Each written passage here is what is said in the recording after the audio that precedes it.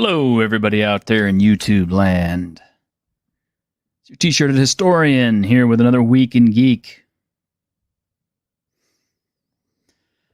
It's been an interesting week. Of course, this is Gen Con week, so I think a lot of my viewers, if not just a lot of people I know in general who are frequenters of the RPG scene, are out there this weekend, and in which case, hey, you guys have a great time. I wish I could be there too. A lot of cool stuff happening. And I want to give a shout out to Pulp Hummock Press, to my friend Victor Gorchev, and to Kelsey from Arcane Library for getting your awards and things. I think that's really awesome. In fact, I think it's pretty cool that the Shadow Dark RPG is as big as it is. And I've said it before, so I will not be remiss in saying again that, I was one of those people who was initially very skeptical of it because, I thought it was just some, upstart person,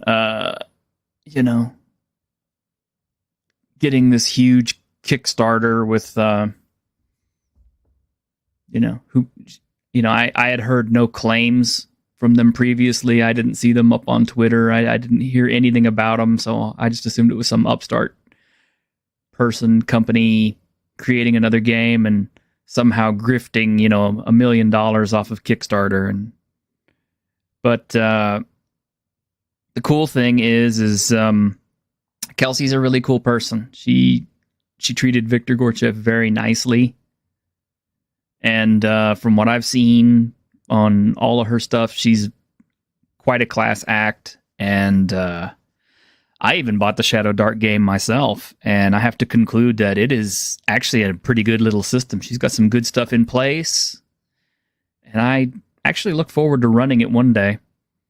And I'm surprised because there's so much stuff that's out for it. I mean, it's like, every time I turn around, somebody I didn't know who previously wrote for a lot of other OSR games like OSE are writing stuff for Shadow Dark.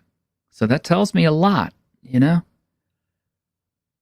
people are passionate about this game, they're passionate about this company, and that they like her and they like what she's doing. And that goes a long way to make a good impression on me.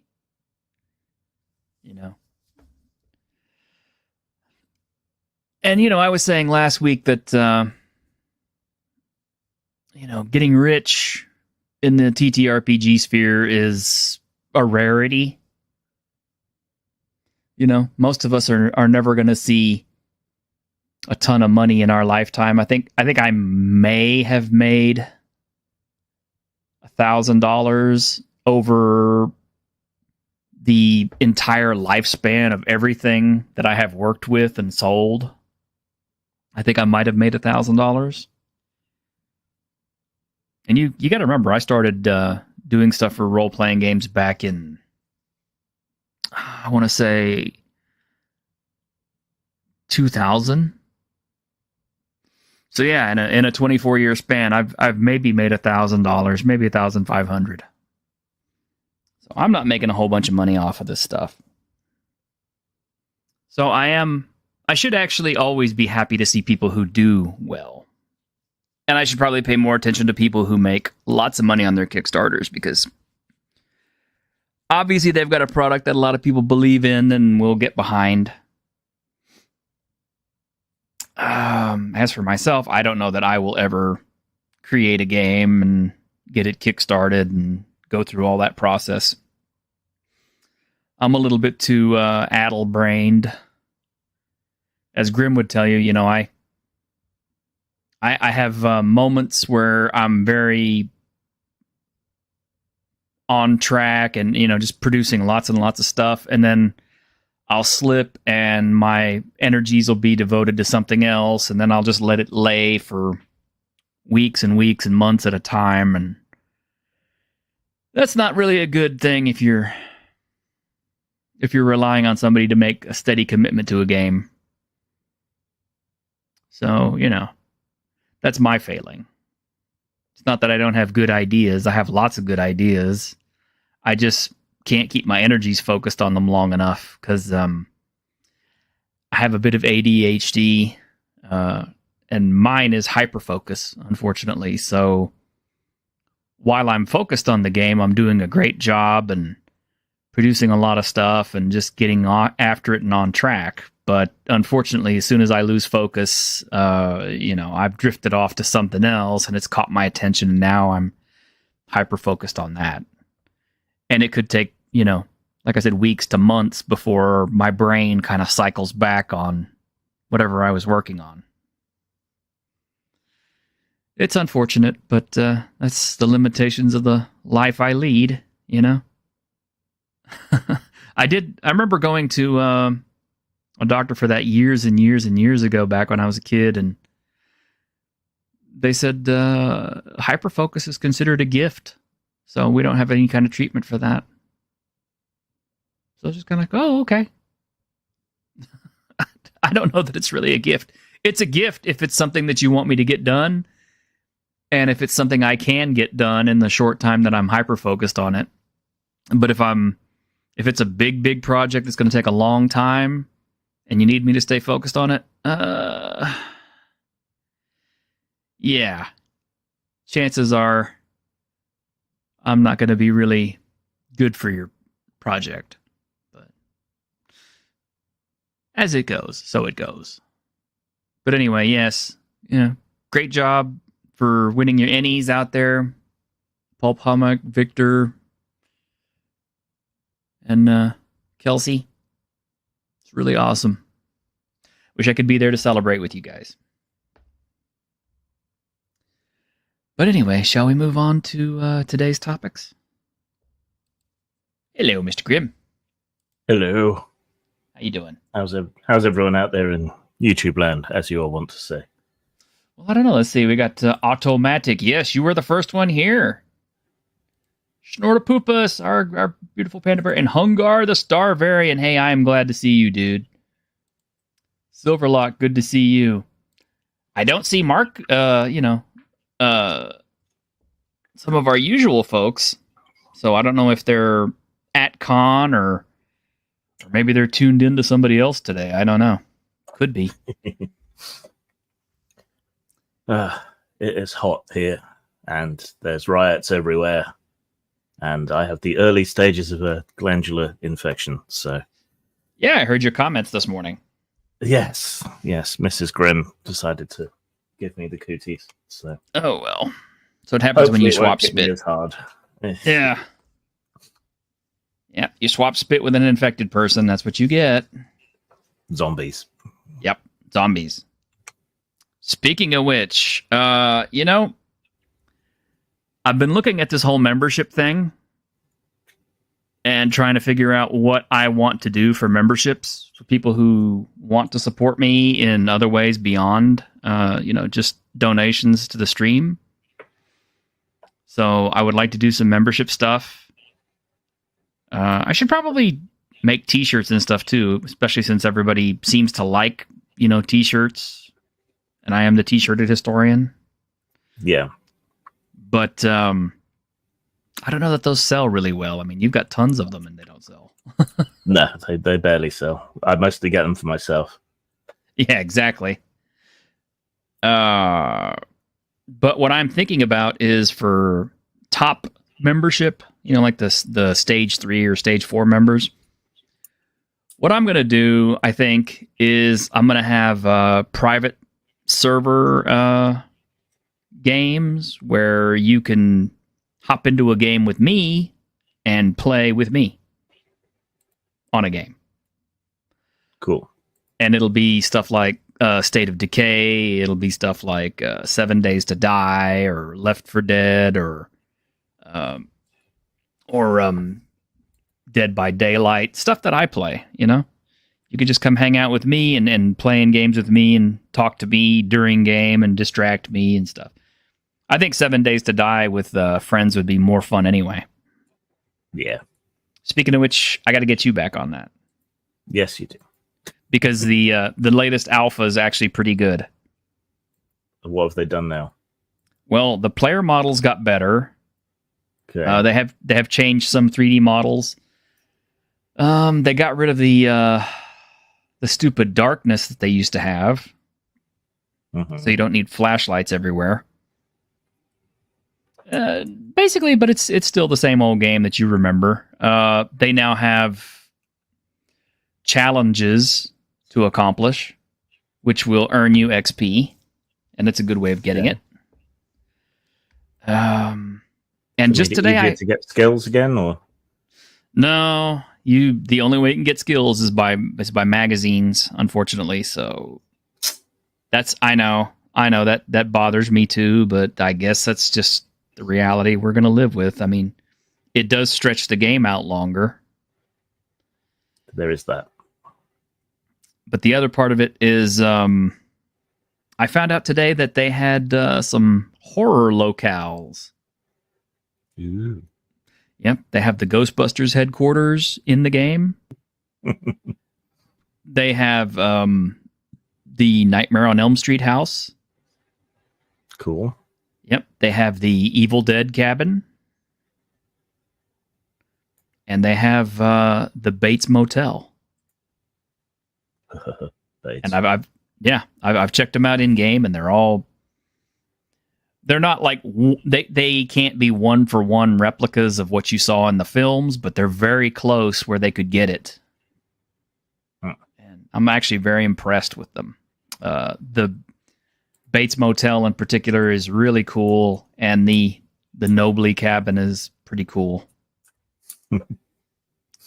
They had kind of a psycho thing going on with the motel already, so I guess they've just ramped it up a bit. But yeah, I like the way the game is progressing. A lot of people are angry about it because it's been in Kickstarter for like 10 years, and obviously it's not finished yet. It just now got to Alpha 1, and there's still lots of expansions planned for it. I mean, they now have a roadmap for building it out. But yeah, they're going to add bandits to the game. They're going to add, obviously at some point they're going to have, the Duke's Casino. They're going to have Noah's bunker and all that stuff for the White River settlement. But we don't know how far along that's going to go. We don't know how long it's going to be until that all is made. It's kind of a pity, actually. All the best games are stuff that's still work in progress. I mean, I remember, I want to say it was back in 99 or 2000, 2001, when I first got a hold of Project Zomboid. And that game is still in beta. It needs some user interface improvements, I think. Yeah, a little bit. It's still a lot of things that it needs, but it's really come a long way since that very first early demo I played. Yeah. And it's still one of the best zombie games out there. Bit deadly. Yeah, very deadly. It's probably the most realistic I've ever seen. I am curious to see what's going to happen with State of Decay 3, but they are continuing to do stuff for State of Decay 2 that makes it cool. I have yet to finish that game because, Jesus, it's so big. That's what she said. Yeah. I am yet to play it, though I keep meaning to. You've never played it? No. Do you own a copy? No, it wouldn't run on my old machine, and I don't know if it would run on this one, or if it's on console yet. It should be on console. It's been on console. Oh, it's been on Xbox forever. I should have to look there then. I need something else to play. Mm-hmm.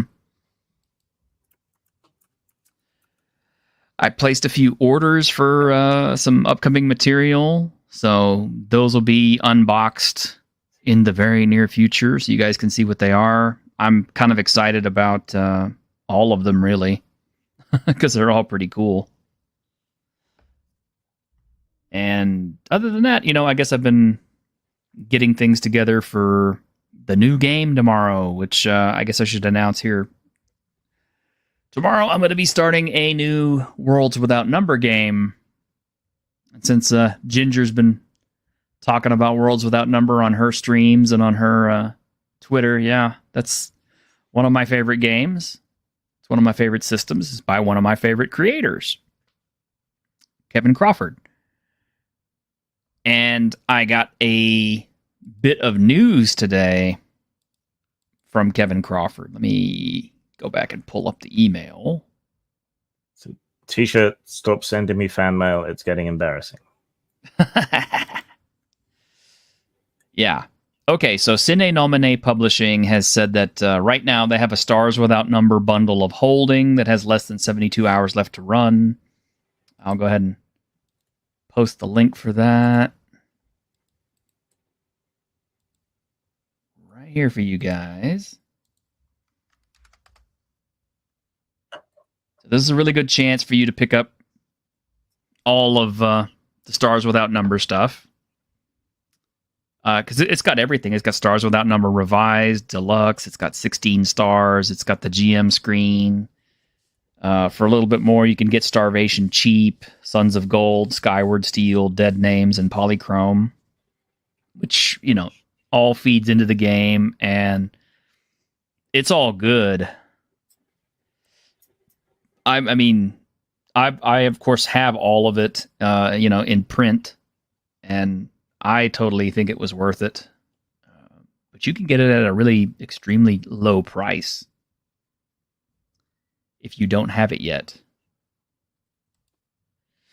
But the best part was, he writes, as a further note of interest, I appraise you of the autumn apocalypse of Ashes Without Number. The upcoming game of post-collapse survival in the cinders of nuclear ruin, societal disintegration, zombie outbreaks, or some other world-devouring ruin. Ruin. Thank you, Huey Griffin.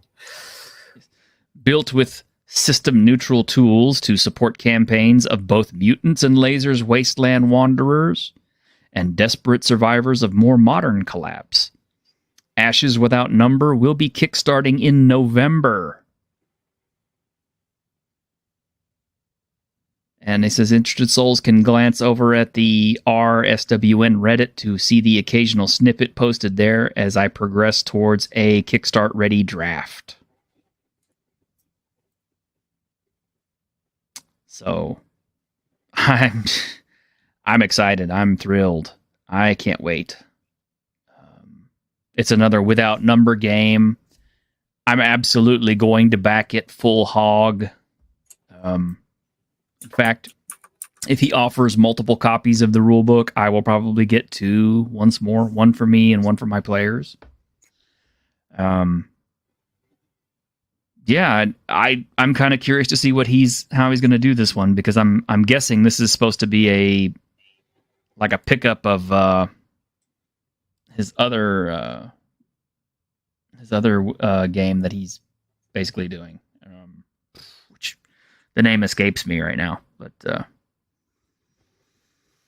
yeah, okay, I'm just excited. It's another Kevin Crawford game.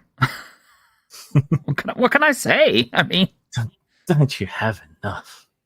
No, I don't have enough Kevin Crawford stuff, because it's like, that's what I love about his Without Number stuff, is because of the fact that it all interchanges and interlocks. You can just kind of run it all together.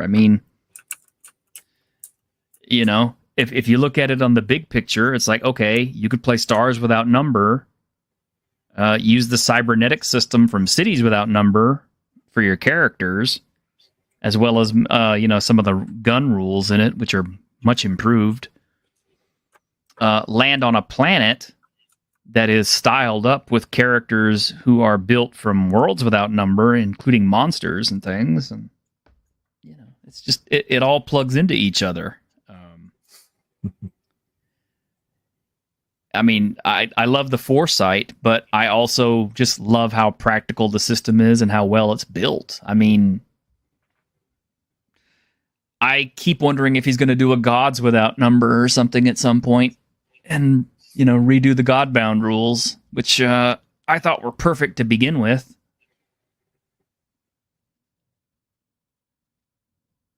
And that's something he really hasn't put back into the games, which is probably one of the most innovative things that he did with that game and with the heroic version of Stars Without Number is he does not have the fray dice in Cities Without Number or in Worlds Without Number.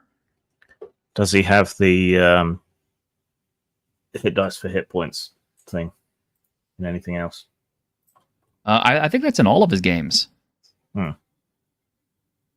Actually, you want to know the truth? I think it is actually in all of his games. I have to double check, but I believe it is.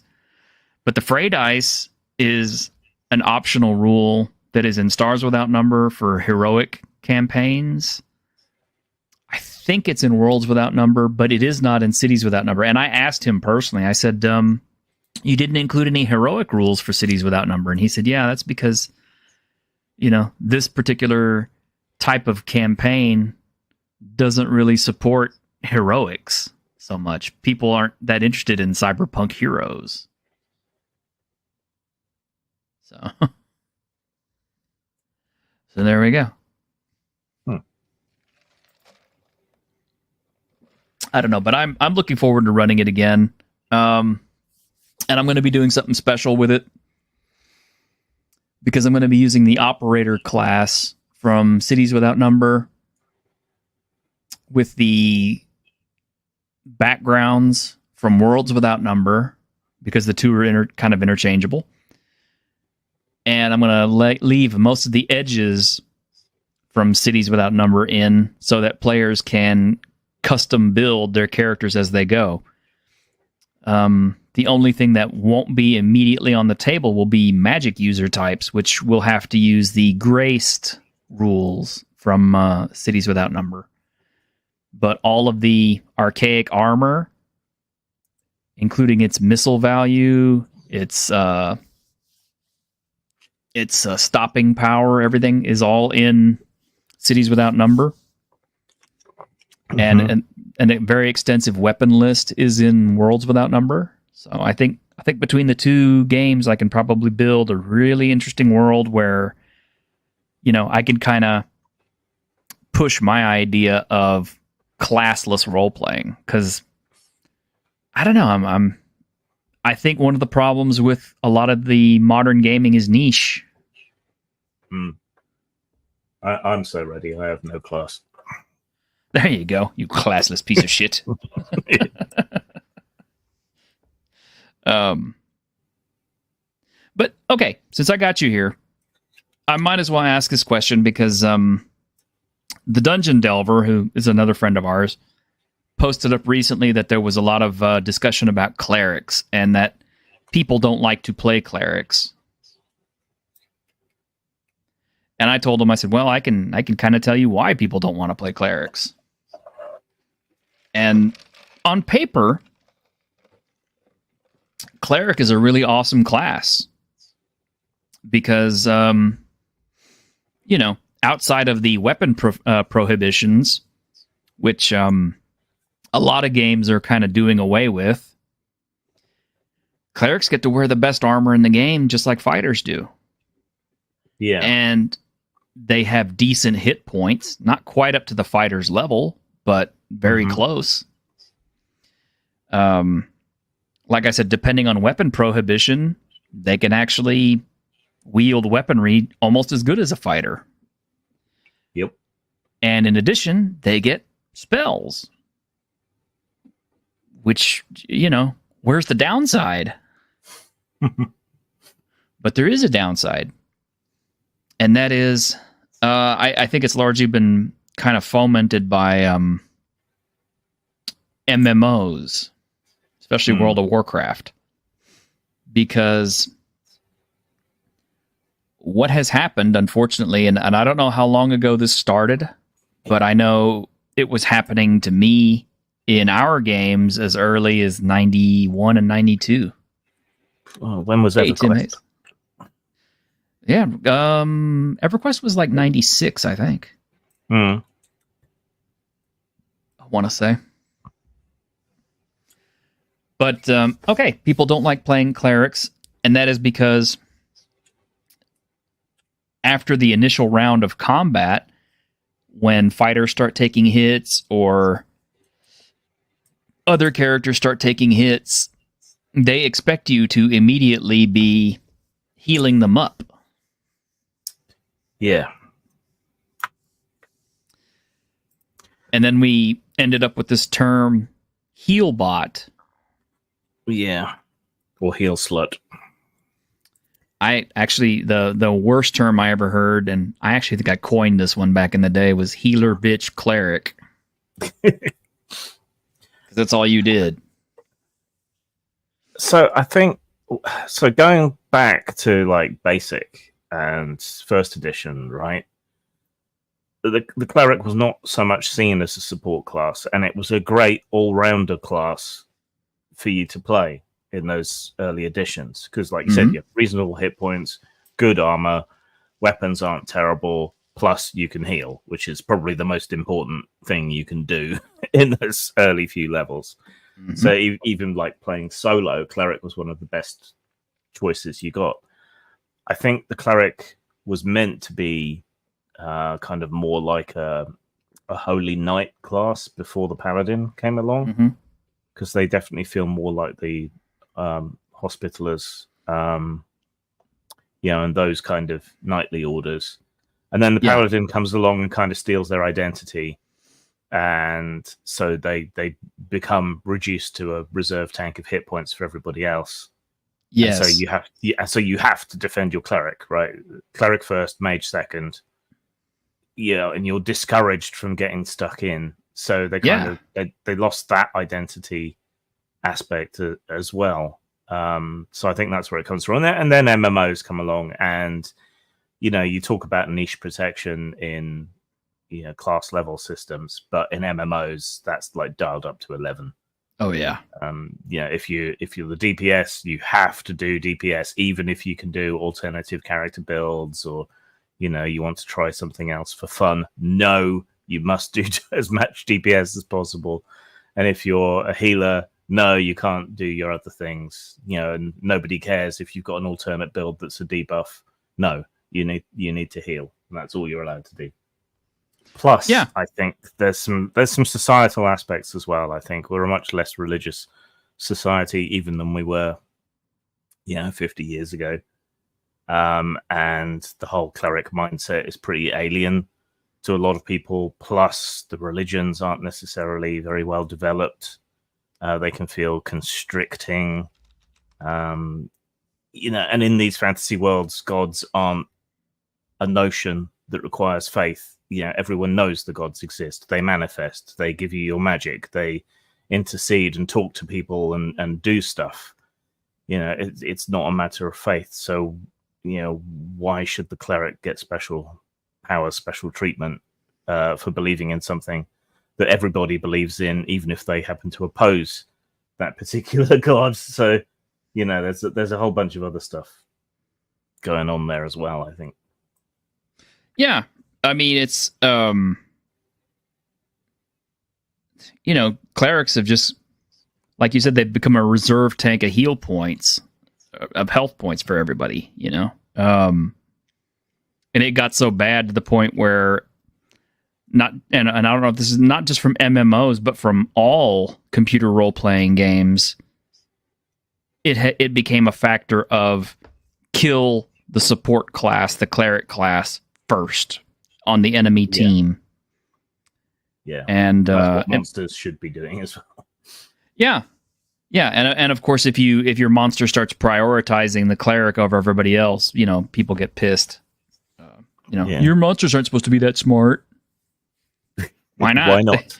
They're just as smart as you are. Yeah. They see somebody casting, well, why won't they go for that person? Same intelligence range as humans, and could be as smart as you are. I like the healer in Goblin Slayer a lot. I collect the manga for Goblin Slayer because I like it so much. It's kind of drifted a long way from the early concept, but throughout it, you do see the priestess, and she's not just a heal bot. Like Goblin Slayer finds creative uses for her magic, like blinding goblins with a basic light spell, because they're weak to sunlight, or throwing up a protective barrier around the ranged members of the party. And it's only occasionally you see her heal, so that's kind of encouraging. I think a good GM can reward creative use of magic. And during the sort of downtime episodes of the story, you see her doing things like visiting the temple, and it rounds out her faith a little more. She does a dance for the autumn harvest or something. There's other stuff going on. So I think that's a good model of how to make clerics more interesting. Oh, just a sec. I'll jump to you in a sec. But Hungar, the Starvarian, who is taken off, thanks, man, for $2 American, says, have a great show. Always good to see you. Good to be seeing eye to eye again. Thanks, V. Truly. So I'm going to agree with you on that. I think there's a lot of stuff that isn't well represented in religions in people's worlds, and it's just because the world building is not complete. And I'm just as guilty of this as anybody else, so I'm not saying I'm better than you because I got this all figured out. But something that should be done in games is clerics used to have high holy days. Well, I mean, in real life, we had high holy days. But we also had festivals and, things like that clerics should be participating in. And as you have actual gods in your game, they should have special times of the year to be venerated. Perhaps even days or weeks of the year or months of the year where that cleric's power should actually be increased or decreased depending on the cycle of the gods, which one's in power and stuff. The problem is a lot of campaigns, mine included, okay, I'm just as guilty as anybody else of this, so I'm not saying I'm better than you, but a lot of people's campaigns are not well fleshed out and well thought of to consider days of the week, months of the year, and the high holy days and festival cycles of every single god in the pantheon. As a matter of fact, most people don't even want to think about that. They're very simply just going to go like, okay, what god gives me what spheres? Okay, those are the spheres I want. That's access to the spells I want and the powers I want. And they don't think about it beyond that. And so, yeah, the cleric becomes kind of flat and two-dimensional once more. Yeah. Because, all he is just a reserve tank of hit points and buffs. Yeah. We made a song up at our game because it's like every time we would see an enemy cleric or something in the game, we saw him healing somebody, we would start singing, kill the cleric, kill the cleric, kill the cleric. Because that's all he was. I'm always in two minds when I'm making games or planning out a campaign of something that has a lot of deep lore. Do I really want to go to the effort of tracking what day it is and when the festivals and things are, because how often is that going to intersect? And wouldn't it be more fun if this adventure took place during the Harvest Festival or whatever? Maybe I want to shift the dates around. And a lot of the people who kind of go overboard on writing background, the year isn't like an Earth year, so it's unfamiliar to everybody. Mm-hmm. The days of the week have weird names. The months have weird names. So, it kind of throws you off. And you can tell someone it's, I don't know, Dian's Tog in the year of the reversing pug, and they're not going to know what you mean, even if you've delved deep into the lore to come up with something. Yeah. And of course, you don't want a GM to sit there and spend 30 minutes, explaining the world and their backstory and all that stuff, because, by then, your players are just going. Yeah, that's always a challenge. Yeah, I've been talking about that quite a lot recently on various things. It's how to try and convey a world to people, and it's not easy. That might be a topic for a book. It might. It might. Well, it well might. When I'm dealing with religion in games, I tend to prefer to make the gods less present, other than through the magic, so that faith matters and is a factor. So I like to do that. In Grimdark, I made the divine magic very obviously Christian, because it was intended for use with Whitechester and similar stuff. And I think having the verbal component written out, and it's a Bible quote or a prayer from the Book of Common Prayer or something, I think that helps bring it home to people, because then it kind of grounds them in familiar religion. They can go, oh, right, okay, that's, yeah.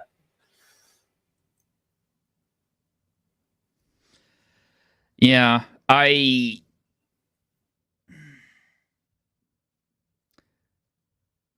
have a little bit of a rough time with it, just because it's a case of, the one time I actually did build gods, it became a case of, well, now that I've built the god and I have his spheres, I have to describe the god, I have to describe his warship and all that stuff. And individually, it can become really, really difficult. I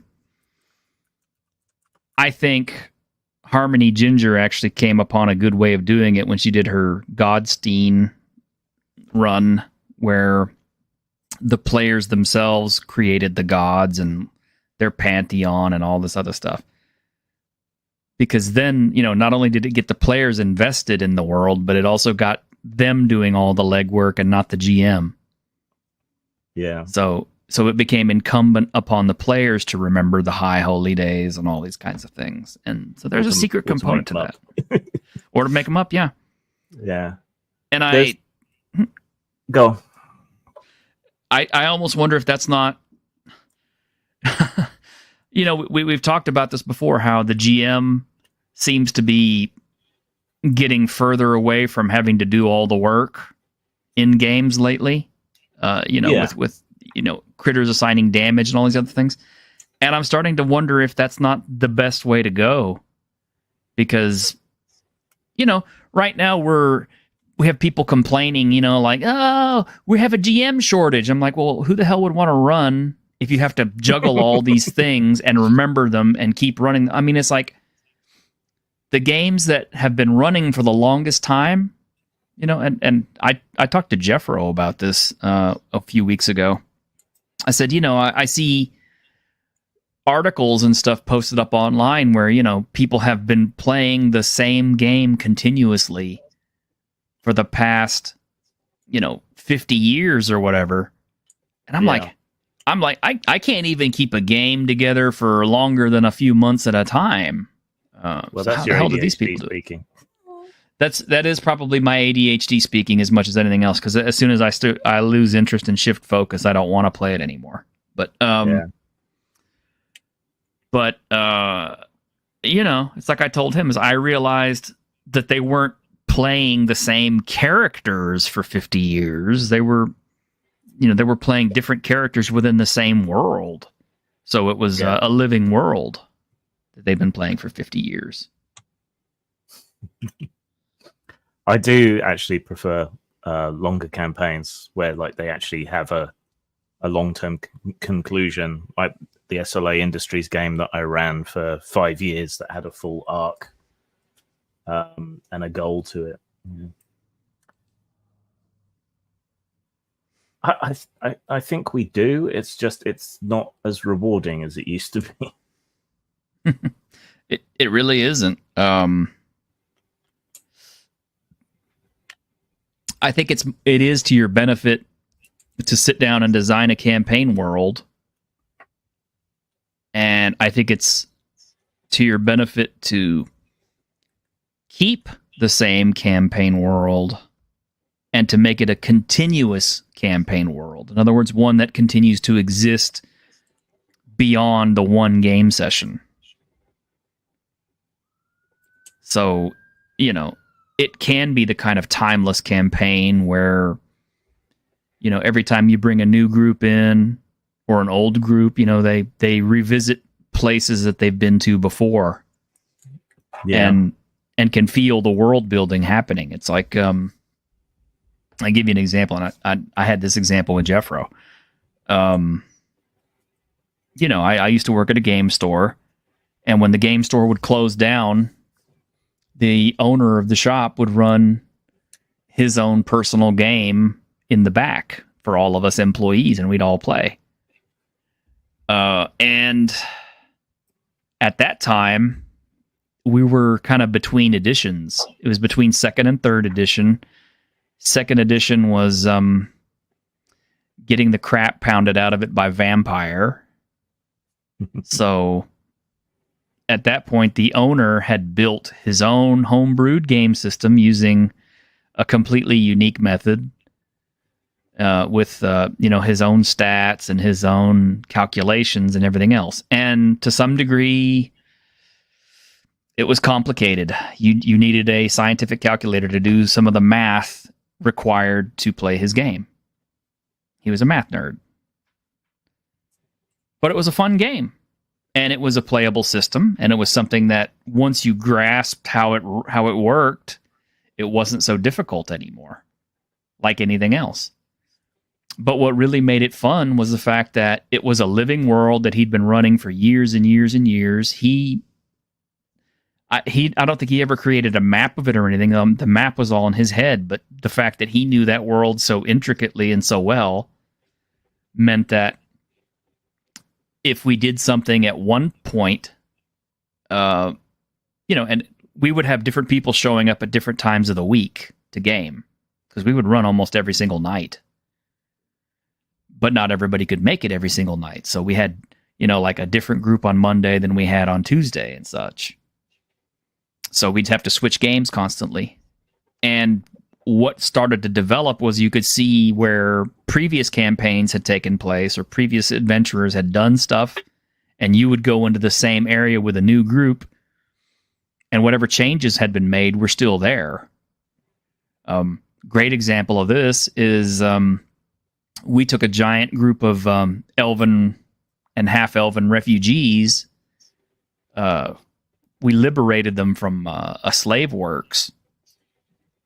Well, we were traveling across like a desert type thing.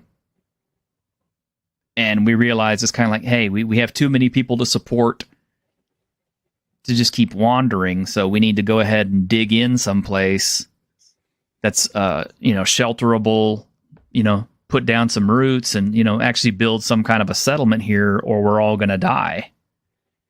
And that's what we did. So we literally, as part of the game, built 3 cities composed of all these elven refugees and renegades and things.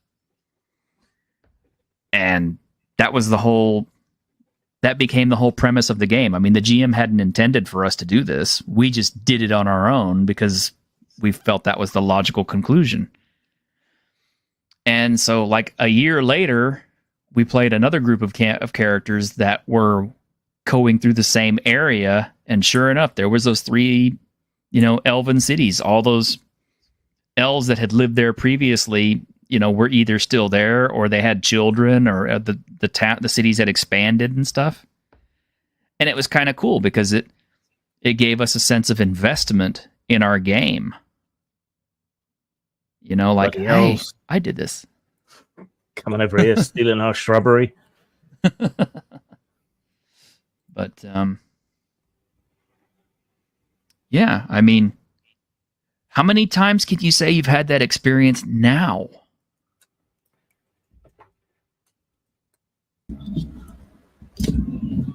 Hello. Hi, Caster. Oh, sorry. Hello. My apologies. Yeah. Well, Grim, I asked you a question. Oh, sorry, I got confused by Ancaster arriving. What was the question? How often do I get to? How often do you get that same sense of accomplishment from a game? Very rarely, but I think that's me rather than the games, right?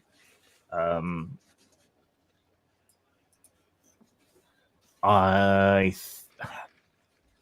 think my mental health issues kind of stop me really enjoying anything.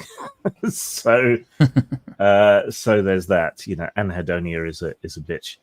But also I think after so many years of playing, my expectations or my desire for how things should be is at a higher level than's realistically possible with people. So I usually end up kind of frustrated and disappointed, even when it goes well and everyone says they've enjoyed themselves and whatever. I'm always thinking, I could have done that better. That was anticlimactic. Grr. I'm usually coming away with negative thoughts. Same when I finish a published project. No, it's because you're depressive. Well, yes. You're always going to find ways to nickel and dime your own work. Yeah, unfortunately, that is the depressive superpower, is to hyper focus on everything you think you could have done better, which, you know, is good for being a perfectionist, but bad for any feeling of satisfaction or conclusion. True. You know, and I've had those same feelings when I run games every once in a while also. But, you know, I just try to... I just make my focus, you know, did the players have a good time? Okay, then I did what I could. What's wrong with them? They're idiots. Well, that was awful. I run sandboxes. Well, yeah. You know, so sandboxing really helps with that. And some people don't like that term, sandboxing, but, you know, it's not meant to be childish or it's not meant to convey that, you know, the players are kids or anything. It's just a term for a big giant playground of adventures that you can have with no particular structure or setting. I mean, it's literally, it's like you walk up on a giant box of sand. Now, you know, here's some tools, go play with it, go build your sand castles or your sand forts, or go have fun and, you know, do what you want to with it. It's my theory of the fourth pole in GNS theory would be toy, because a toy is just something you can do whatever you want with. Right? You know, you got Lego bricks, you can build a house, you can build a car, you can put them together as a gun and run around going pow pow pow at people. You know. Mm-hmm. So yeah, sandboxes it makes the game more of a toy, because it can be used in a variety of ways, like building bricks or sand or Play-Doh or whatever. Yeah. But these aren't bad things, I don't think. Nope. It's just the only problem with a sandbox is, you know, if you're keeping track of your sandbox, if you're making notes and, you know, you actively are building a map of your sandbox as you go, that can be a really strong way to build a campaign. Because maybe when you start your campaign out, you don't have all the answers to everything yet. So building your campaign one hex at a time based on what's in it and someone's microwave is going off. Sorry. Thought I had that muted. No, you don't. If you're keeping a track of what your characters are encountering in every hex, and keep in mind, like a single hex is like what, 32 point something square miles, which is a lot of ground to cover. But if you're keeping track of what's in a hex as your players are going through it, you have the ground floor for building a campaign around that. Yeah. And you can bend the results to it so they make a bit more sense. Mm-hmm. Like you wouldn't go from ice to desert to forest, which you might from rolling randomly, but you know, you can shift that. Mm-hmm. How can Spider Queen be something before it's Lolth? Yeah, maybe.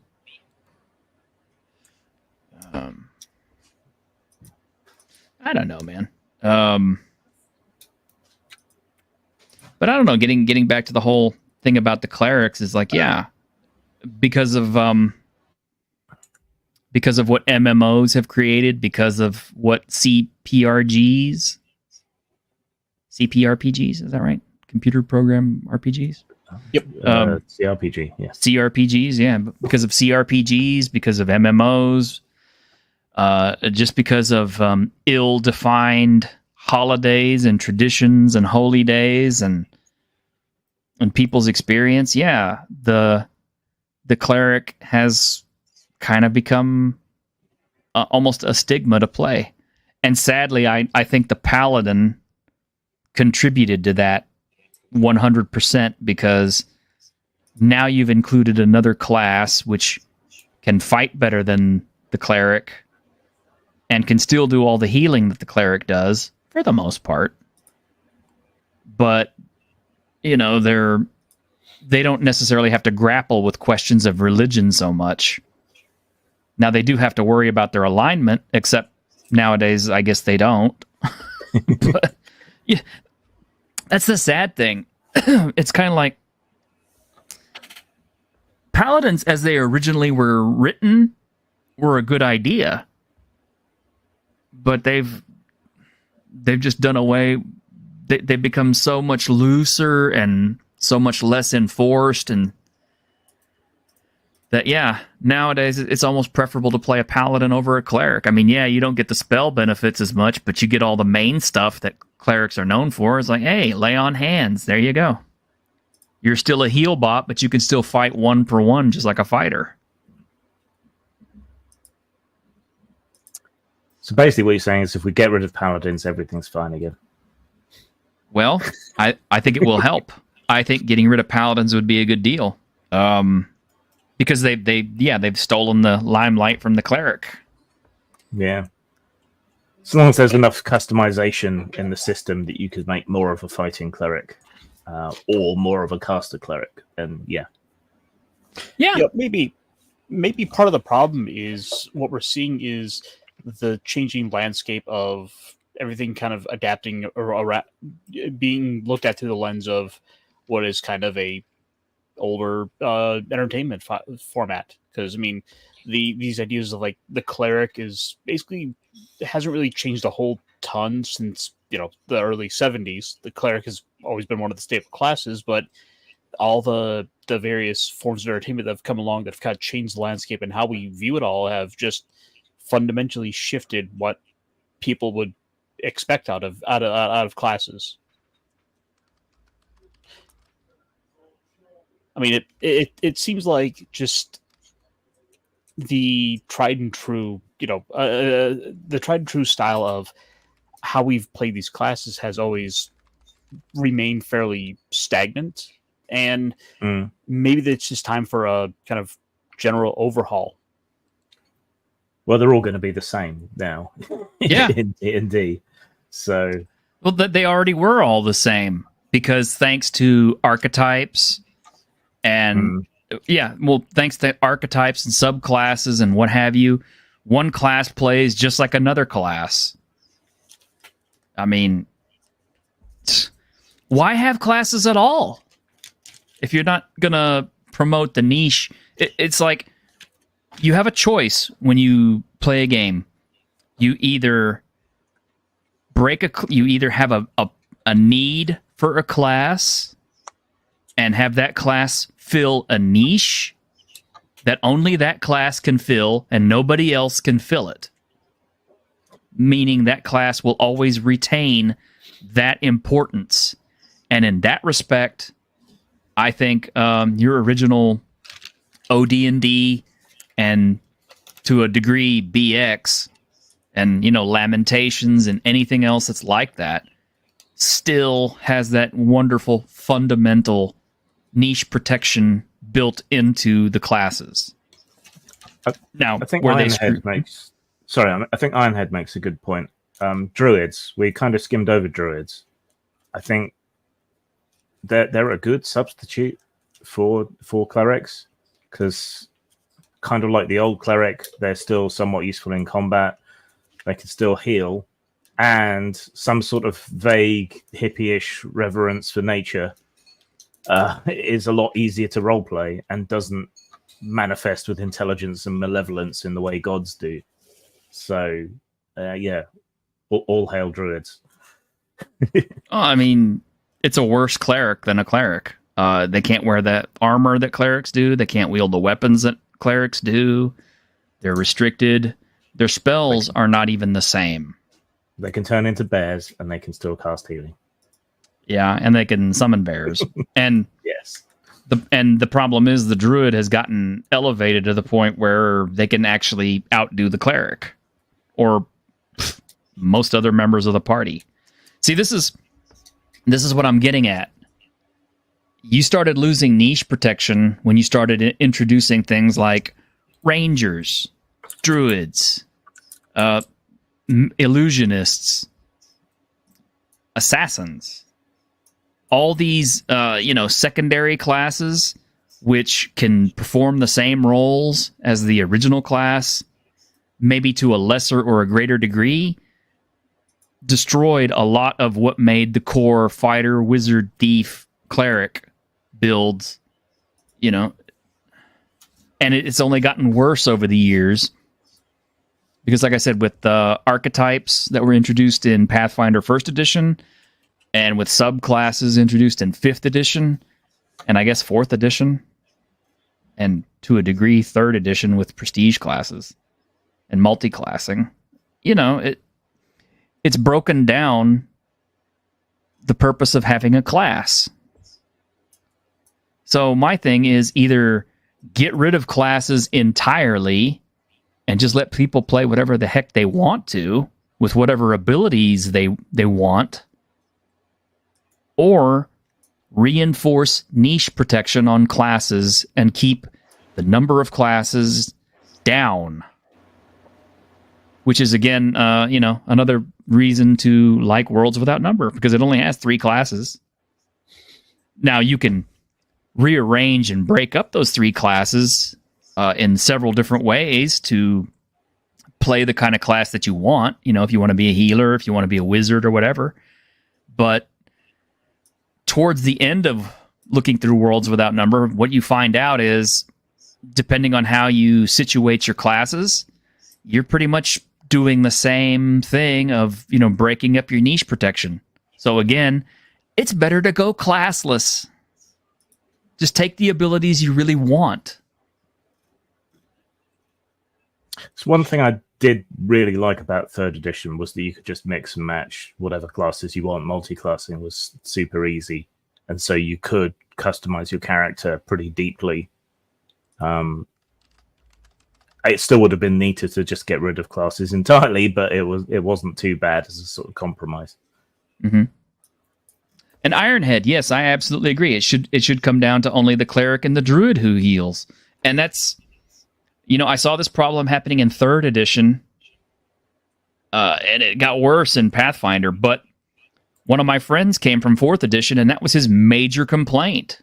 Well, 4th edition, he said, there's no need for a cleric in 4th edition. Everybody can heal themselves now.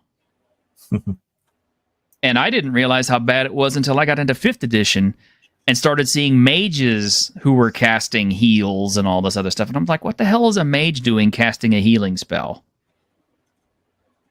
At that point, my cleric felt kind of, useless, because I'm kind of like, okay, well, now I'm just either A, a backup fighter or a reserve fighter, or B, I'm a reserve healer. And that doesn't feel good.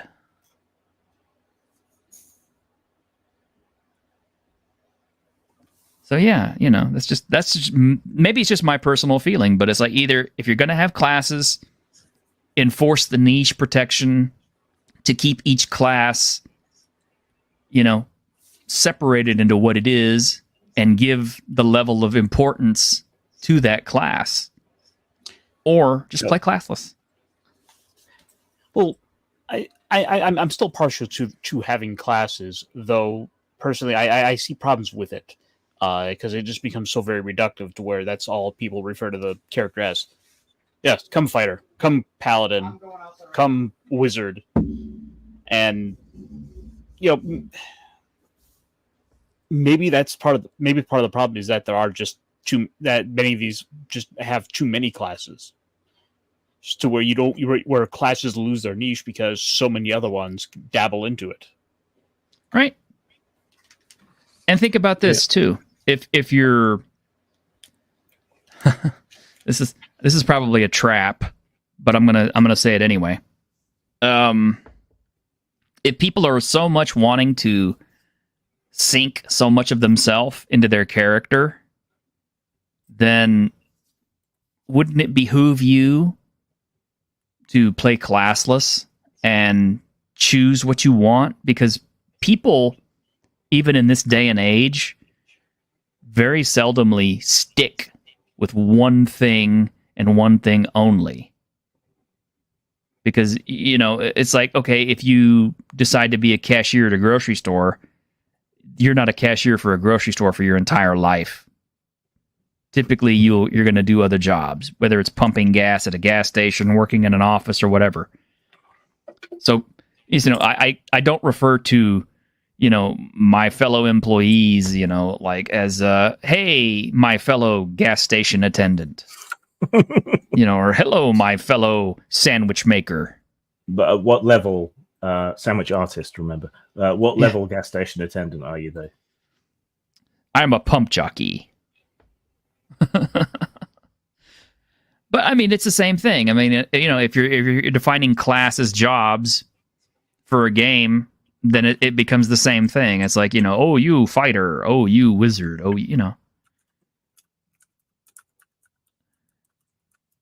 It kind of behooves you to be able to just call somebody by their name. Hey, you, Bellaquin. Come use your spells. Or come loan us your sword. Or we need your bow.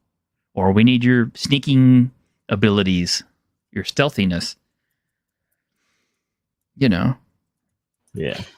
Although it is fun to say, come over here, wizard. Just to denigrate the person down to that. Well, that's the point. You wouldn't have to denigrate anybody. I mean, just because somebody had a little bit of magic, it wouldn't be a case of, oh, he's a wizard. I'm kind of like, not necessarily. I have magic too. And so does he. So why don't you just call me? Yeah, so does everybody. Why don't you just call me by my name?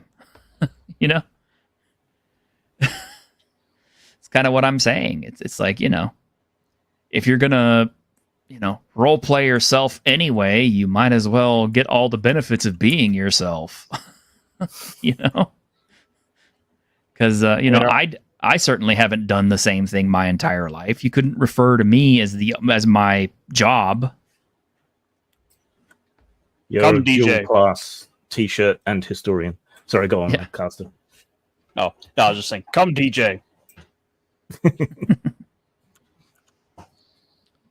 Yes, I'm a 3rd level DJ, but also a 5th level historian. But a 3rd level YouTuber. I don't know. It's like... I started on the pre-gens for Fabula Ultima, and the way that does it is you kind of have jobs that you can invest levels in, and then that unlocks powers in those. So you can mix and match there. So if you wanted to be a rogue wizard, you could be. And actually, that's a pretty good build, because you can up your melee defense using rogue abilities and still cast magic. Yeah. And something I started seeing anyway, as far as, as early as 3rd edition, and especially in Pathfinder, is people, if they didn't want to do archetypes, or they didn't want to do prestige classes, they would multi-class anyway. They would level dip. I had a friend who was notorious for level dipping. He would always take 1 level of monk, 2 levels of rogue, and a few levels of cleric, and maybe a few levels of bard. Why? Because he wanted all the special abilities. The thief gets evasion at a certain point. The monk gets unarmed attack, and it also gets the super high armor class from being unarmored. The bard gets, the bard song. And then, of course, the cleric gets all the healing stuff. And I always used to criticize him for it, saying, man, all the level dipping is just ridiculous. But you could do it, so why not? And that reinforces my belief that, people don't necessarily want to be saddled to a niche anymore. They want to be able to do whatever they want to do.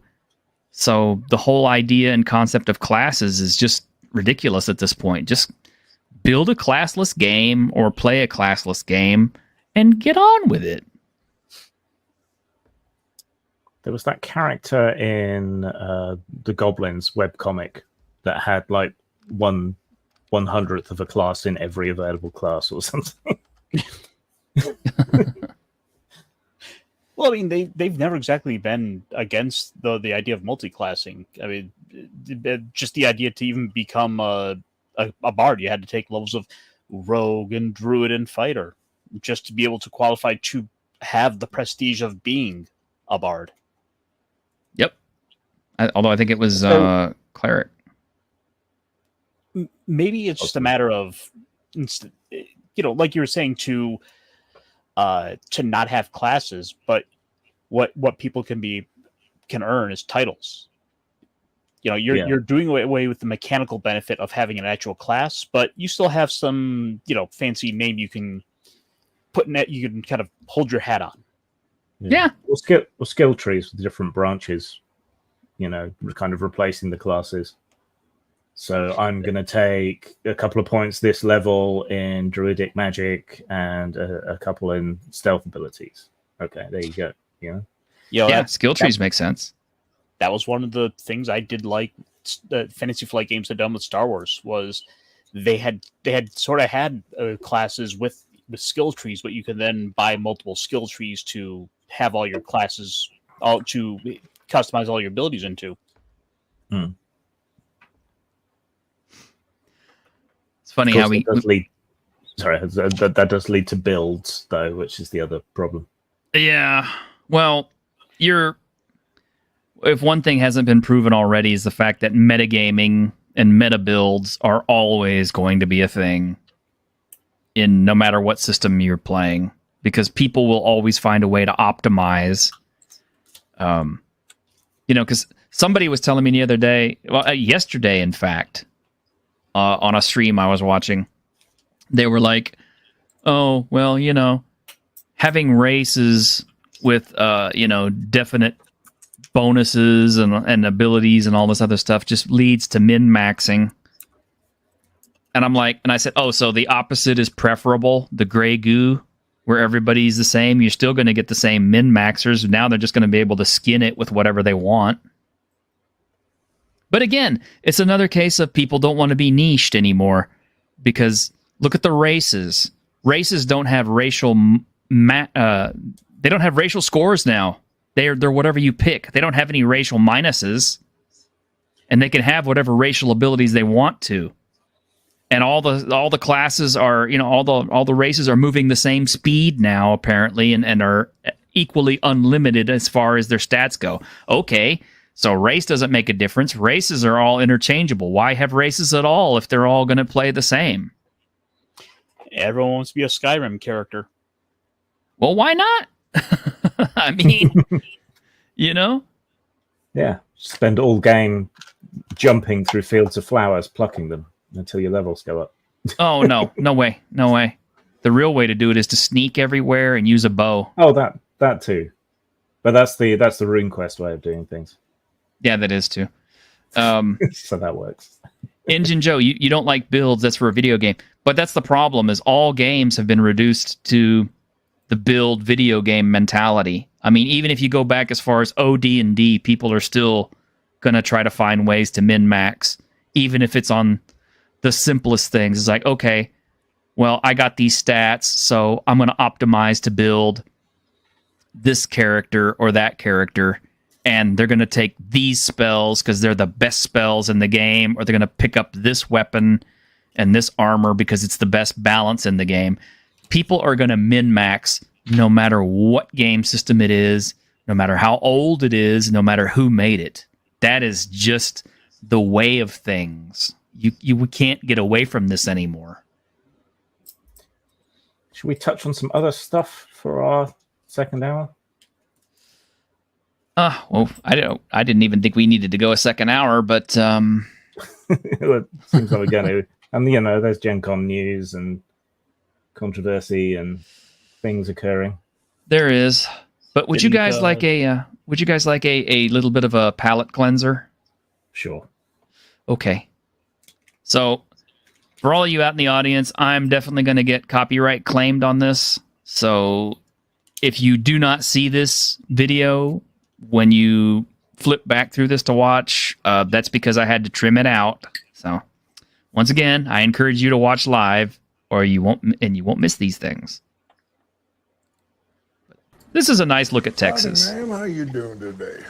Hot, and I don't mean the good kind. I swear I know where this is. I know where this is somewhere in Texas. Because this is just like a street in one of the small towns like Winners or something. So what don't you want? Pardon? What don't you want? You hear that accent? That's authentic. That's Texas. And yes, I am stopping to try to watch out for the copyright claim. So say something, damn it. They don't challenge each other. They don't challenge each other to duels. They challenge them to drawl. Oh, well, I think I'll just, I've been working here for 44 years. Ain't nobody ever ordered nothing but T-bone steak and a baked potato. I hate baked potatoes. I'm just going to say that right now. I hate baked potatoes. If one of them comes with a meal, I will gladly pass them to somebody else because I hate them. And I'm not fond of T-bones. Every time I go out to eat with my grandfather, he has to have the baked potato. If they don't have a baked potato, we have to leave.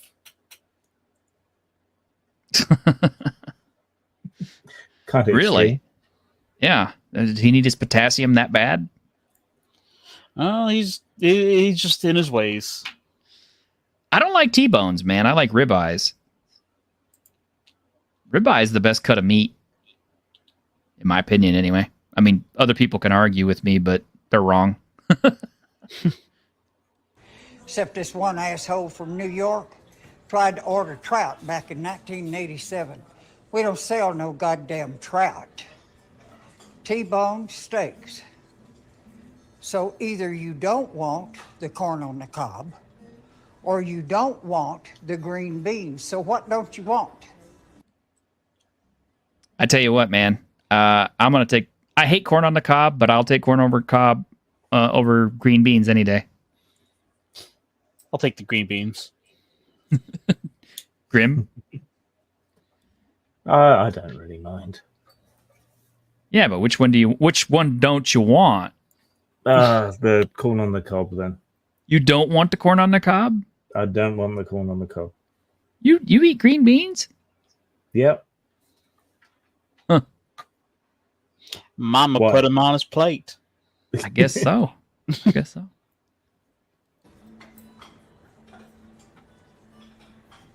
I don't want green beans. I don't want green beans either. Steaks cooked medium rare. Can I get my steak cooked just That wasn't no question. That weren't no question. Hell, I always order medium rare, so I'm with him. Medium rare. Medium rare. All right. Iced tea for you boys. Iced tea be great. I'll stay. Thank you, ma'am. Yep. Iced tea. Yep. That's Texas, man.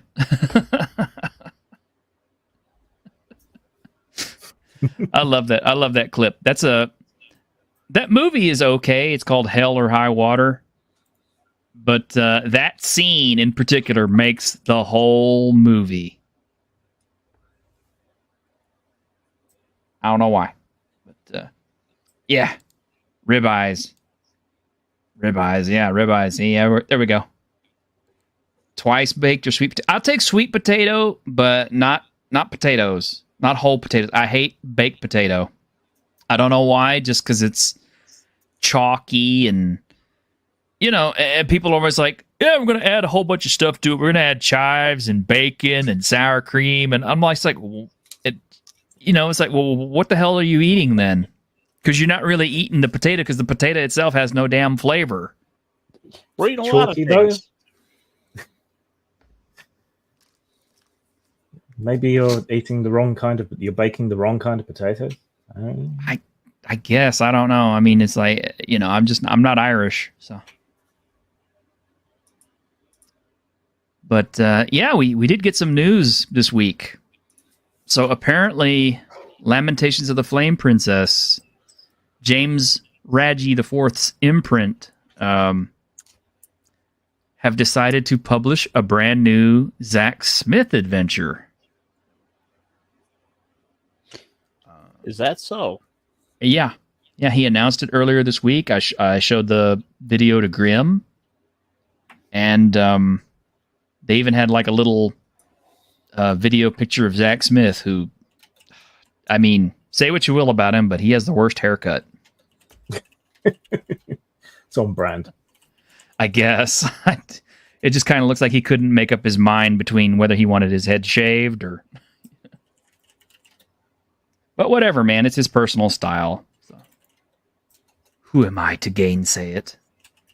But Zack Smith is kind of a polarizing figure in the game world. That's putting it mildly. At this point, I have to ask, who isn't? That's true. Yeah. Anybody who expresses an opinion seems to be a polarizing figure. I'm convinced at this point that people who decide to play and make role-playing games for a living are not ordinary people. Like, there's so many. They could be writing driving manuals for a Ford Lexus or something, but no, they've chosen to go and to focus on fantasy games about dwarves and elves. Yeah. I mean, it just seems like every time you turn around, one of them is courting controversy or getting canceled by other people in the same industry for some reason. Yeah. Didn't used to be like that. No, I don't guess it did. I mean, people always argued over games, I feel, but not to the extent that they do now. I don't get it, but most of our arguments always stemmed between, stupid things like, who would win between, Strahd and Lord Zoth. Or who was a better captain, Jean-Luc Picard or Captain Kirk? I just,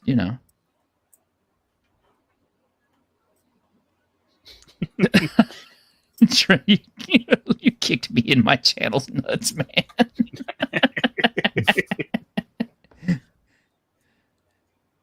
Yeah, we lost the agency to allow people to be themselves. Exactly. You're exactly right, Engine Joe. Yeah, it's just so unfortunate because now you're not just yourself. We have people trying to make everyone representatives of some bigger, larger group. You're not just T-shirt. You're Mexican T-shirt. Or I'm everybody who subscribes to T-shirt's channel. Yeah, you have to do better for your community. Yeah, when the last time I saw something like this was Old Testament. Because back in the Old Testament times, a man being the head of his family was his entire extended family was part of him. So like if a man committed a sin or a man committed a crime or something like that, his entire family was punished along with him. And the cancel culture that seems to be so rabid has, kind of found our industry, apparently. Well, it was just easier to take over. Yeah. Yeah. People forget that tolerance is like still hanging around people you don't agree with, even sometimes on quite fundamental things. But the attention economy just rewards people for stirring shit. Yeah, as we've seen recently. Yeah. Yeah. It's like, Grim and I don't agree on everything. We don't. I'm out of here. Yeah, we don't. It's like, if I show Grim down to my place to show him my firearm collection, he's probably going to go, have a conniption. No, I'd probably just tut and roll my eyes, which is the British equivalent of setting fire to you and all you own. Oh, okay. Well, I'll take you out to the shooting range, though, and we'll go rent you some firearms and let you go shoot a few rounds through something, and then we'll see what you say. I have actually fired guns before. Okay, well, there you go. See? Yeah. Shotguns and a cadet version of the British L1A1, 81, sorry, which is a piece of shit. No, man, we're gonna get you behind a real gun. Let's give you a 50 caliber. We need to get you something that Charles Bronson would have used to kill people. Yes. Get me a Lee Enfield. Those things are a work of art. They actually were. They were good. Yeah. A well-drilled platoon of British infantrymen with those could fire off so rapidly the Germans mistook it for machine gun fire. Mm-hmm. This is true. Wait, you had some news? Or did we just get completely sidetracked? We got totally we got totally sidetracked, but yeah, that was kind of some interesting news this week that Zach Smith actually considered James Raggi of all people to be a worthwhile person to publish with, and that Raggi is going to be publishing a new book from Zach Smith. I'm presuming that it's going to come out sometime after Raggi gets back from Gen Con. Well, there's a free adventure written by Zach with the catalog, which is being given out at Gen Con, and then there's going to be stuff later on. Whether this will cause Raggi any problems, I don't know. He really needs another electronic outlet. Now he's actually started to sell ebooks other than drive-through, because he won't be able to sell any Zach stuff on drive-through. So, has Zach been totally canceled on drive-through? Yeah, nothing of his or that has touched his diseased fingers is allowed on there at all. Because I bought Red Lands, a red land through him. Some of the old stuff might have been grandfathered in. I'm not sure, but probably not. Injun Joe, who are these people? Okay, James Raggi IV is the guy behind Lamentations of the Flame Princess, which is a kind of a BX retro clone, but with some modifications. Notably in the case of the fighter and the magic user, which the magic user class is so crazy and chaotic in Lamentations. But it's so good. It's such a well-designed class. That's one thing I love about Lamentations. I would consider running Lamentations as a regular game, because this guy gets it. He understands what makes class niches so important. And every class does feel like a niche, except for the demi-humans, which still fall into that weird gray area of we kind of do one thing and we kind of do another thing. And he publishes stuff that's real, sort of take no prisoners, sort of material. Oh yeah.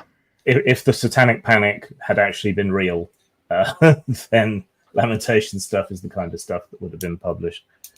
And Zach Smith is an artist, auteur, occasional porn star who did D&D with porn stars and got into huge kerfuffle because his ex made a bunch of Me Too type accusations towards him, but nothing legally has happened around that. And a bunch of the people who were levying accusations against him or getting him cancelled have since been outed as, well, scumbags, putting it mildly.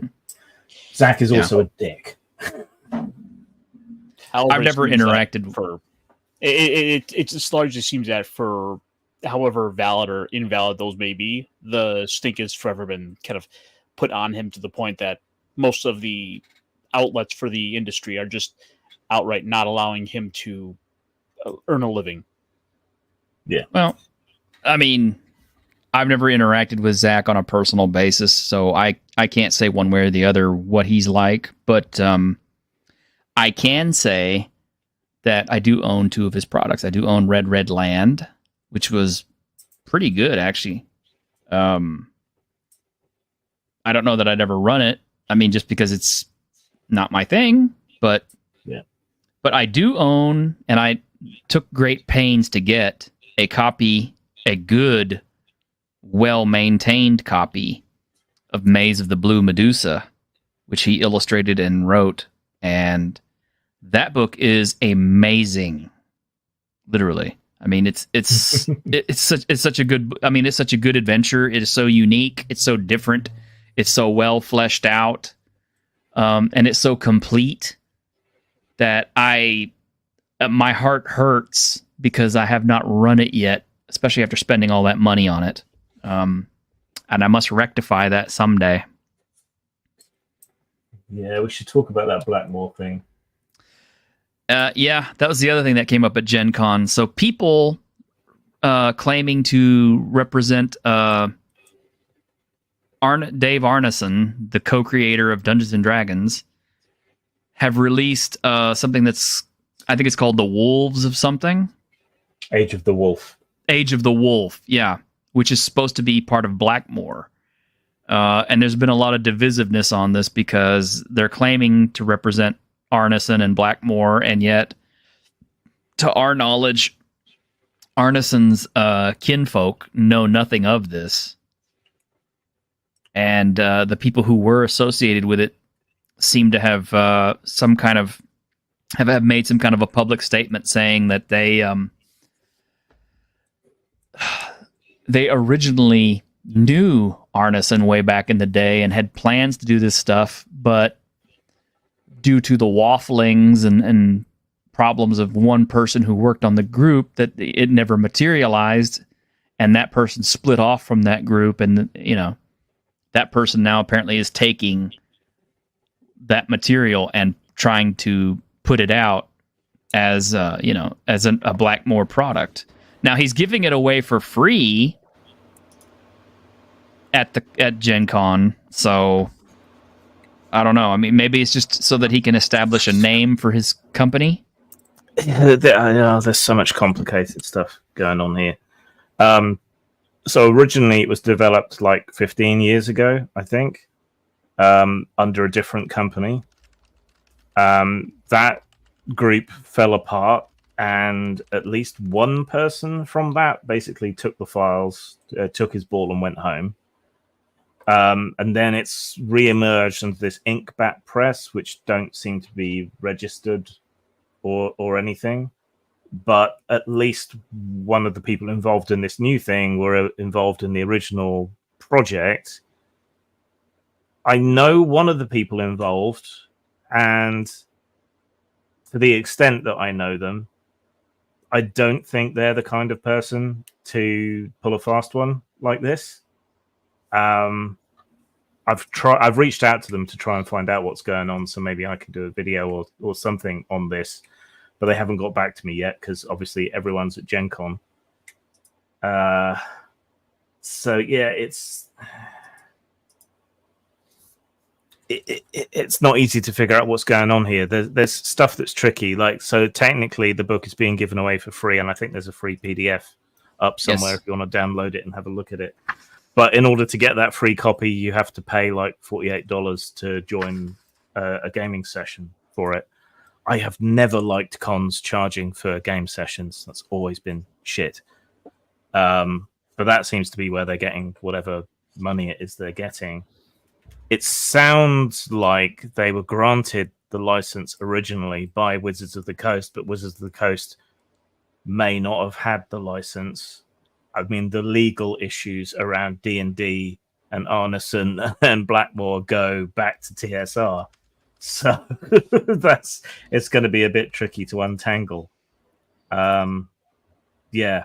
So I wouldn't make any particular big judgments yet, but something seems off.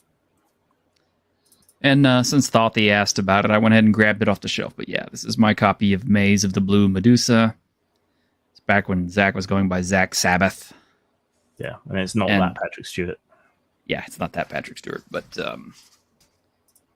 yeah, this is the Seder Press imprint. And this is the second edition from 2018.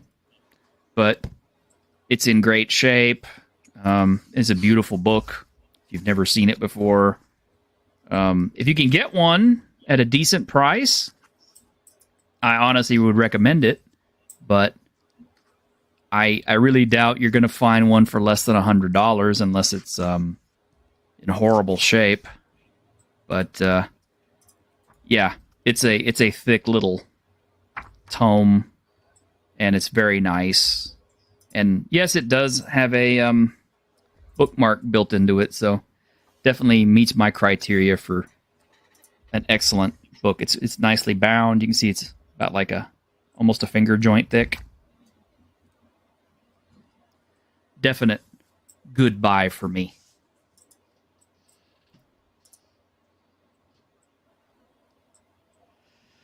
But yeah, it just kind of seems like there's just a lot of stuff popping up at Gen Con. It kind of makes me wish I had gone this year, although I can't afford to go to a con. So I nearly went one year, but the hotel bookings were all screwed up that year. I don't know if anyone remembers. What was it, 5 years ago? I don't remember. But yeah, so ended up not going in the end. Now, maybe now that I'm a big YouTube star, I'll collect enough money that and donations from people that they can actually send me to a con one of these years. Maybe. You got any local ones in Texas? All the time. I mean, they've got like revise that. Local ones close to you. Close to me is the thing, but A-Con, if it's still going on every year, that's a pretty good one. I've been to that one year, and that was really fun. I mean, it's an anime convention, but aren't they all these days? Well, yeah. I mean, we have a few. I think we had one that was kind of a local gaming convention, but I didn't go to that one.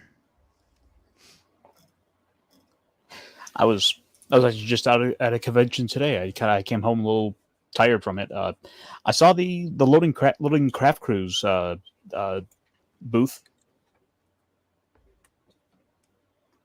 Yeah. Stuart wasn't there. I don't know what you're talking about. So I went to a local convention today, and you know, Stuart, loading craft cruise. You did the waifu handbook. Oh, the waifu, yeah. Yeah, his I believe it's what his wife has they're basically their brand has a booth where they sell the body pillows. Oh wow. Nice. I went there and I made a little silly video today. Huh. Cool. Engine Joe, you got canceled by Nexus? Because I remember Nexus.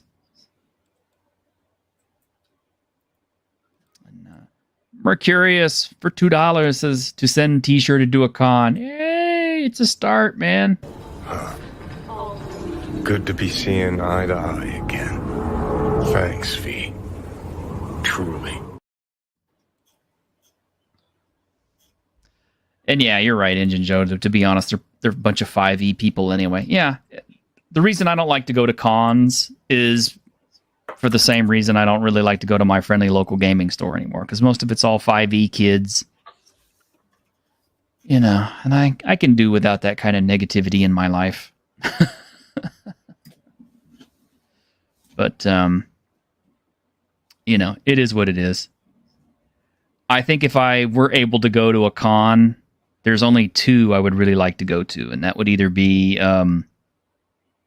VentureCon or CabinCon.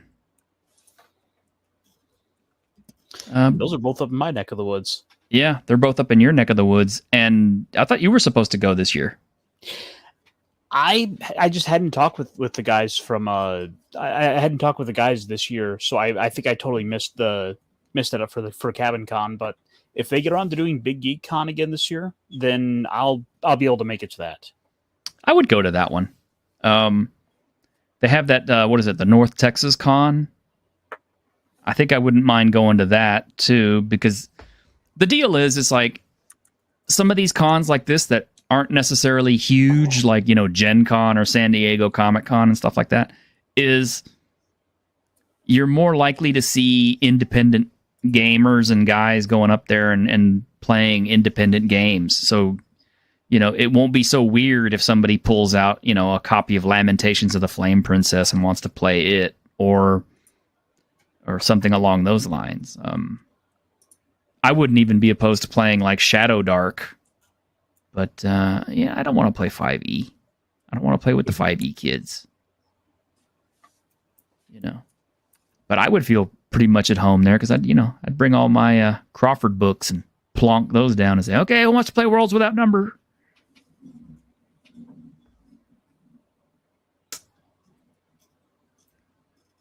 Yeah, that sounds like fun. I haven't heard of Cleric Con. I've heard the name before, but that's about as far as I've gone with it.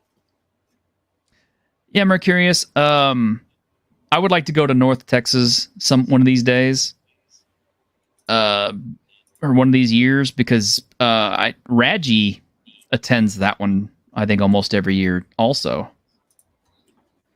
And Gen Con really sounds very political. I mean, is it my imagination, or do I remember that Gen Con actually prohibited Ernie Gygax from attending? Yes. Okay, so that's the same one. So yeah, I wouldn't want to go to Gen Con, even though it's the big one. I can almost imagine what that place smells like. They need to just start selling like waifu soap. Maybe that's what I should do. Is start find one of these deodorant companies and stuff and start putting out like, T-shirted historians deodorant. Smell like something except ass. Which, in all seriousness, I'm surprised that no one does do that, because I can't tell you how many of the tables I saw today that were selling soaps and essential like oils, as well as all the other anime stuff. Yeah, well, I mean, okay, for all the bad press that anime lovers get, people forget there's a lot of women who enjoy anime, and generally speaking, not always, but generally speaking, women kind of tend to have a better control over their hygiene than men do. So, But, yeah. It's like anything else, man. It's like, if I go to a con, I don't want to play Magic the Gathering. I don't want to have a Magic the Gathering event. I don't want to have a 5e event. I don't want to talk to 5e players. I don't want to deal with any of that sparkle crap. I want, old school players who will, and I want to play independent games. I don't want to play D&D.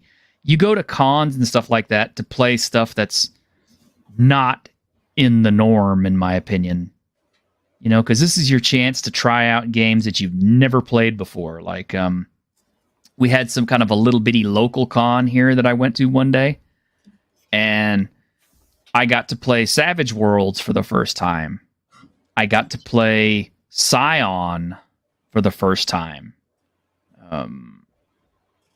And a few other games I don't really remember, but maybe that's why I don't remember them, because they weren't that great. But but the point is, whenever I go to a con, I want to try something new. I want to try something that I'm interested in playing. I don't want to play the same old stuff you could play at home. It's kind of like, we got D&D at home. Right. Well, the thing is, we've seen these brands become so much larger than life thanks to largely the social media age, where they've moved to a position where they become a part of a person's identity, and so people don't want to go outside of that because again, it's being tied to personal identity beyond just being the nerd, the jock, the skater. It's like people are turning these brands and these logos for them into extents of identity. Well, maybe that's my problem then, because my personal identity seems to extend to only Kevin Crawford stuff. So, and since he's not on social media, nobody knows who he is. That's my problem. That's why it took me so long to get to 1,000 subs. I don't know who Kevin Crawford is. If I'd have been talking about 5e the whole time, I probably would have had 10,000 subs by now. You could always do an A/B test for that. Start a new channel, only talk about 5th edition or new edition.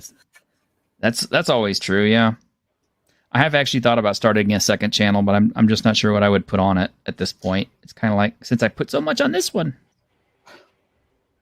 Well, that is kind of where it is a good idea to go and have a more focused output for the channel.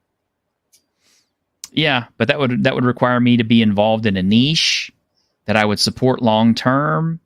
And as I said, well, what are role playing games then? At the very beginning of the stream, I said I tend to have the attention deficit hyper-focus disorder. So while I'm focused on something, it would be great because I'd be all about that. But then as soon as that focus changed to something else, I would be neglecting that channel. See? Yeah. It's the downside of it. It is.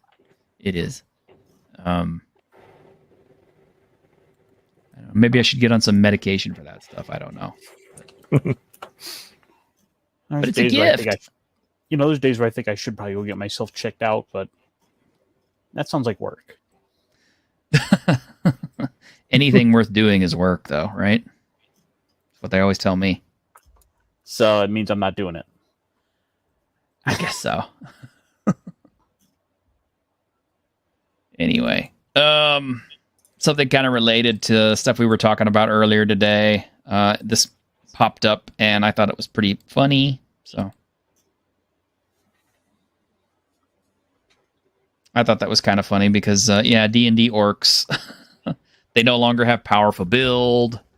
They don't necessarily have any kind of strength modifiers. They don't have orc ferocity. So, yeah, what do you got? You got green boys now. Should we start calling them dorks? Nah, not really, but orcs. The only thing I object to about this picture is that he's not wearing a sombrero or a serapis or anything. So there you go. Because I thought we had established now that orcs were Mexican. Are they not? They are. They can be a lot of things. Yeah. Hmm? They can be a lot of things. Well, I want my orcs to be Mexican now. If they're gonna push that stereotype, then dang it, I'm gonna just lean into it totally. Like here's Danny Trejo, the famous actor, the actork, the actork. Yes. Terrible for green screen work. Yeah. Unfortunately, they have to use blue screen for him. Yeah. There's me when I'm making some tacos. Yeah, there you go, guys. I'm actually here on camera. That's an actual photo of me behind the scenes there at a t-shirt. And as you can see, I'm kind of wearing a t-shirt, but in true orc fashion, I ripped the sleeves off. Yeah, like you Stone Cold Steve Austin. There you go. Hey, I love Stone Cold Steve Austin. That brought me back to watching wrestling again. And then he left wrestling, and I stopped watching again.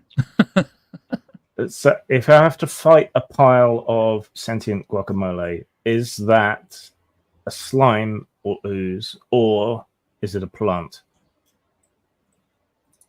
Yes. Yes. It could be Yes. either or. Both, is it? Okay. It's So you can both. cast light on it. It would Why be not? like fighting a duck-billed platypus. It'd be like fighting a shambling mound. Okay. Except to be a guacamole flavored shambling mound. Yeah. Vulnerable to millennials. Yeah, you could eat it in self defense. Or you could give it a -2 by smearing toast all over it. I don't know.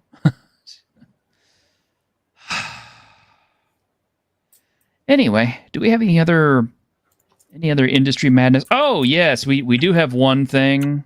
We do have one thing. Let me get this really quick. I'm gonna have to look it up because, as always, I never have stuff where it's supposed to be.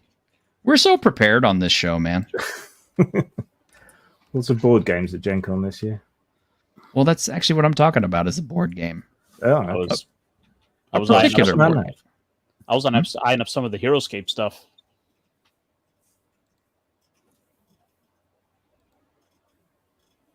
Can't believe Just you me? talked me into backing that dragon game.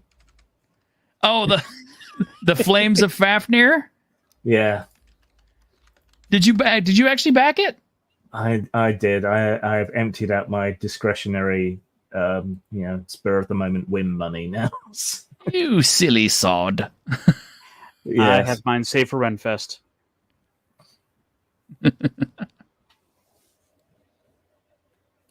Once this bloody work on the house gets finished, then I can splurge again. Okay, Board Game Geek. I know it. I know it's coming, but I need an actual reference to the page. Am I gonna have to go back through my stuff and find it? Because that's gonna be a pain in the butt.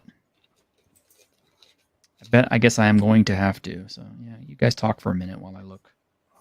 I feel like I'm neglecting the audience. Well, there was that news from the start of the week about the VTTs and Discord. You need to elucidate. Well, to explain, I believe it was Roll20 is doing some integration with Discord, which in the VTT wars is going to be is a bit of a kill shot at whatever WotC is putting out. How so? Well, people already have Discord. Just the integration there and the fact that it's already available is a great boon. True. You don't have the uphill battle of you already have half the battle won by having one of the most popular chatting programs on the planet right now already have tools available for role playing built in. True. How's that gonna work though? Does it like for dice rolls or for using Discord for the chat and cam stuff? Well, why don't we go ahead and pull up the? Actually, I can pull this up here. The Roll20 or the Roll20 blog article about it. If you want to check it out a little bit. Games at Discord. Play RPGs at any server with a Roll20 tabletop. Starting today, Discord users worldwide can seamlessly launch the complete Roll20 virtual tabletop directly within Discord, making it easier than ever to dive into their adventures. So, your current 5e edition of Dungeons & Dragons is available, so some very comparable rule sets to what's coming out. You have Pathfinder available, Cyberpunk Red, of course. Yeah, and multiple rule sets. Yeah, I think we're definitely gonna settle into a sort of Apple versus Android situation, I think. Yeah, I do too. And that's why I think this is kind of such an important matter to bring up, because that's the big challenge. The big challenge is always getting people to sign up for these websites. Oh, even if it's free, people generally don't want to have the extra hassle of having to make another account, having to go through the process of going and opening up their email to, click that activation link to turn the profile on, Mm-hmm. and all of that before you even get to the question of getting a person to agree to spend money.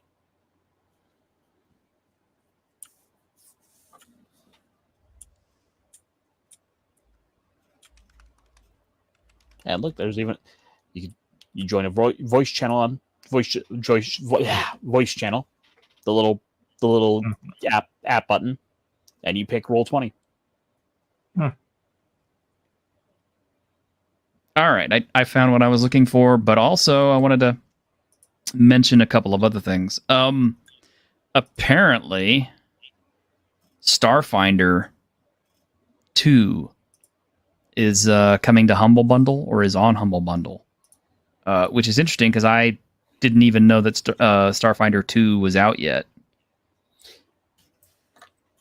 I'm kind of curious about it myself because the first Starfinder I invested in pretty heavily, and I really enjoyed it. We played quite a bit of it in the beginning, but kind of dropped off. So I'm kind of curious to see what the second edition is going to do differently, because one of the first things I said whenever we started playing Starfinder 2 or Starfinder 1 was, this system that they're using now, if they ever make a Pathfinder second edition, I'll bet they're going to use this system for Starfinder for Pathfinder 2. Sure enough, I was right, but they did it in the worst possible way, and I hate Pathfinder 2 so much. I was going to say, don't think I can see the resemblance, and I invested quite heavily in first edition Starfinder, and I don't like the new version. So if they've bastardized what was a nice simplified version of Pathfinder in Starfinder by quote updating it unquote, I'm not that interested. Well, I'm curious to see how it is, but I don't know if I'm that curious, But the only reason I would buy this Humble Bundle would be to play catch up with all the Starfinder material that I don't have. The only thing is, I know Paizo, so I know all these books are in hard copies, which is what I prefer anyway. So, why be redundant? And the other thing is, I'm not playing Starfinder currently with anybody, and the last time I actually tried to get a Starfinder game together, my GM pulled the wool over my eyes and decided to do something totally different. He said, yeah, bring your Starfinder stuff. We'll use that. And we totally didn't. So, can I say? Screw me. Screw you, buddy. I'm not your buddy, pal. Not your pal, friend. Something else that got announced is Need Games, the guys who do Fabula Ultima. They have hard copies of the Techno Fantasy book at Gen Con, which aggravates me to no end because that's the one book I've been wanting so much, and they still haven't put it up available on their web store yet. So I'm guessing after Gen Con they will put it up for sale. But it's just annoying. Didn't you get the PDF version? Sorry, I've had the PDF for months.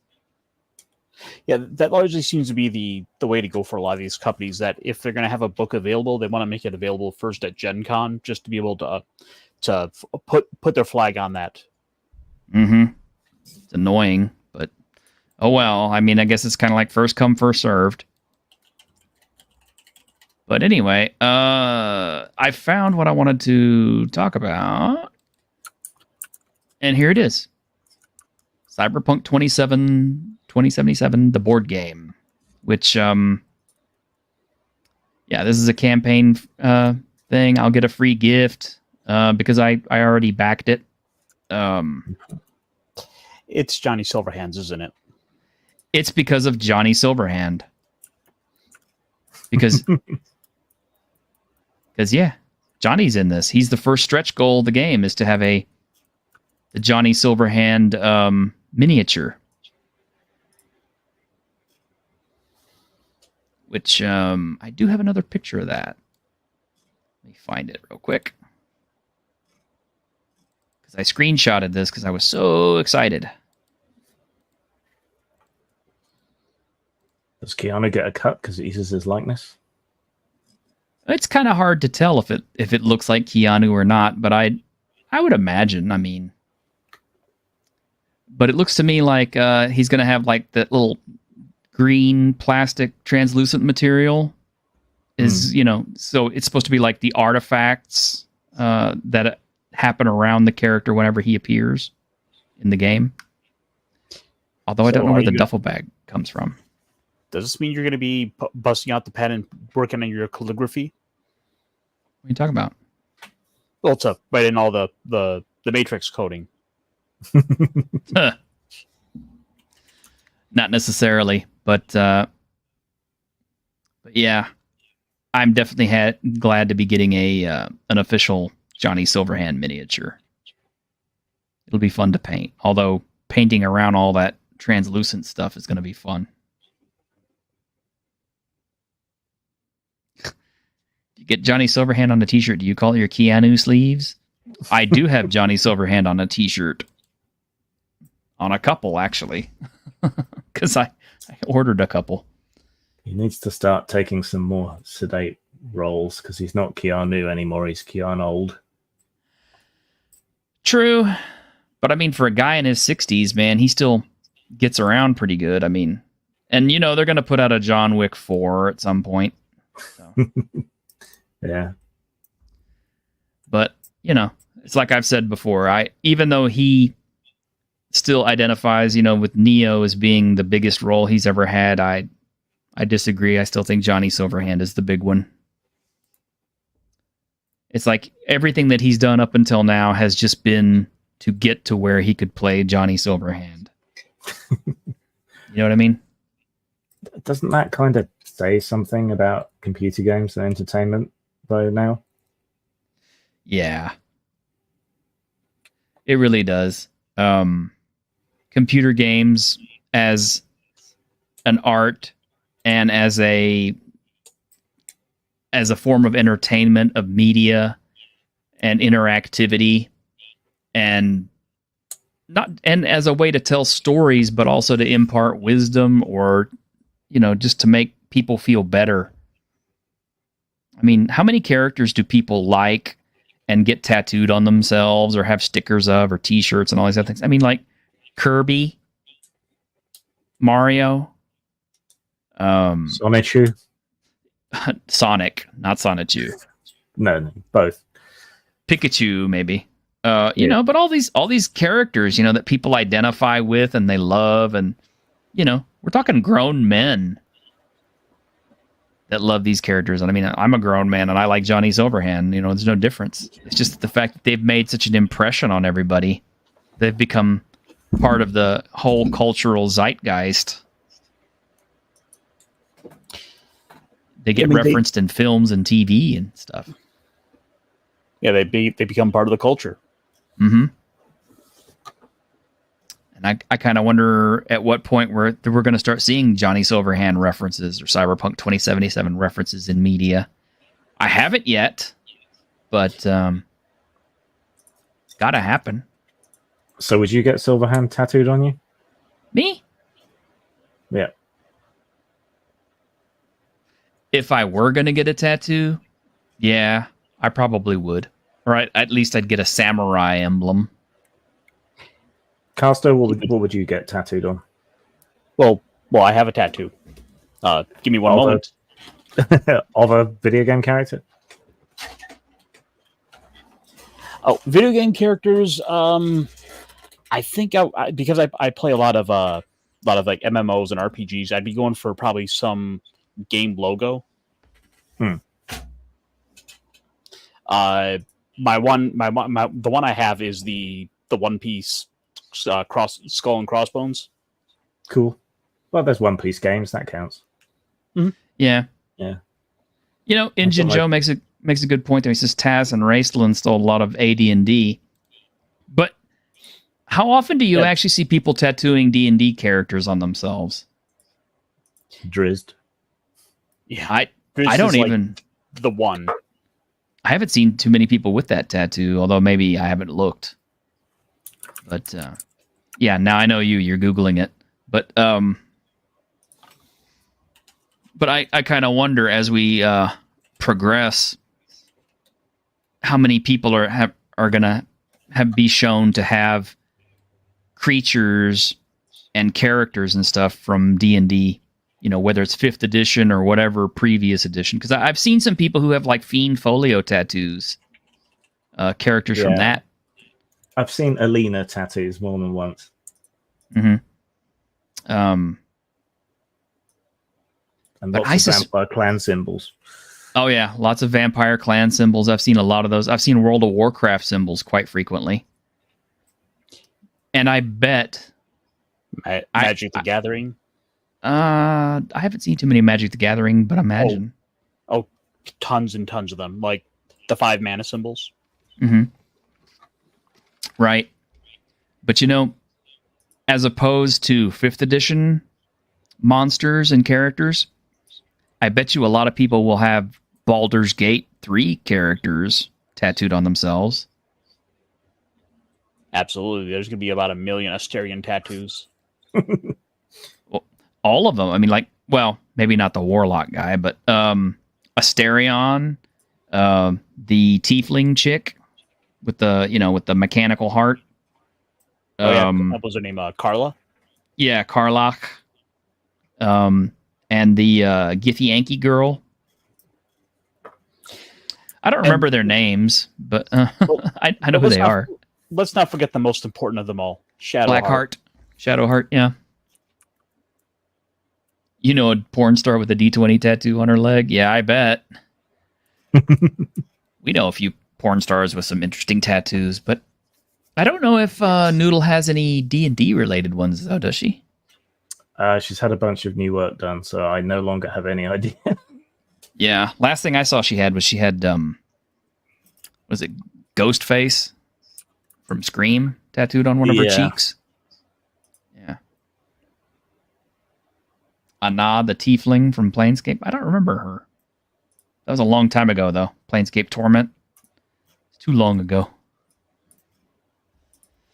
But yeah, video games have definitely made an impact on people, and I think it's one of the reasons why it became vulnerable to DEI as much as everything else has, because anything that is part of the cultural zeitgeist has been invaded by these people, these actors of activism. And it's a shame. You know, if I really thought that they were trying to improve things and make them better, I'd probably be more welcoming. But I don't honestly think they are. It literally becomes just like this meme right here, which you may recall from The Simpsons. Call me a killjoy. But I think that because this is not to my taste, no one else should be able to enjoy it. Right? Yeah. That's literally all it is, I think.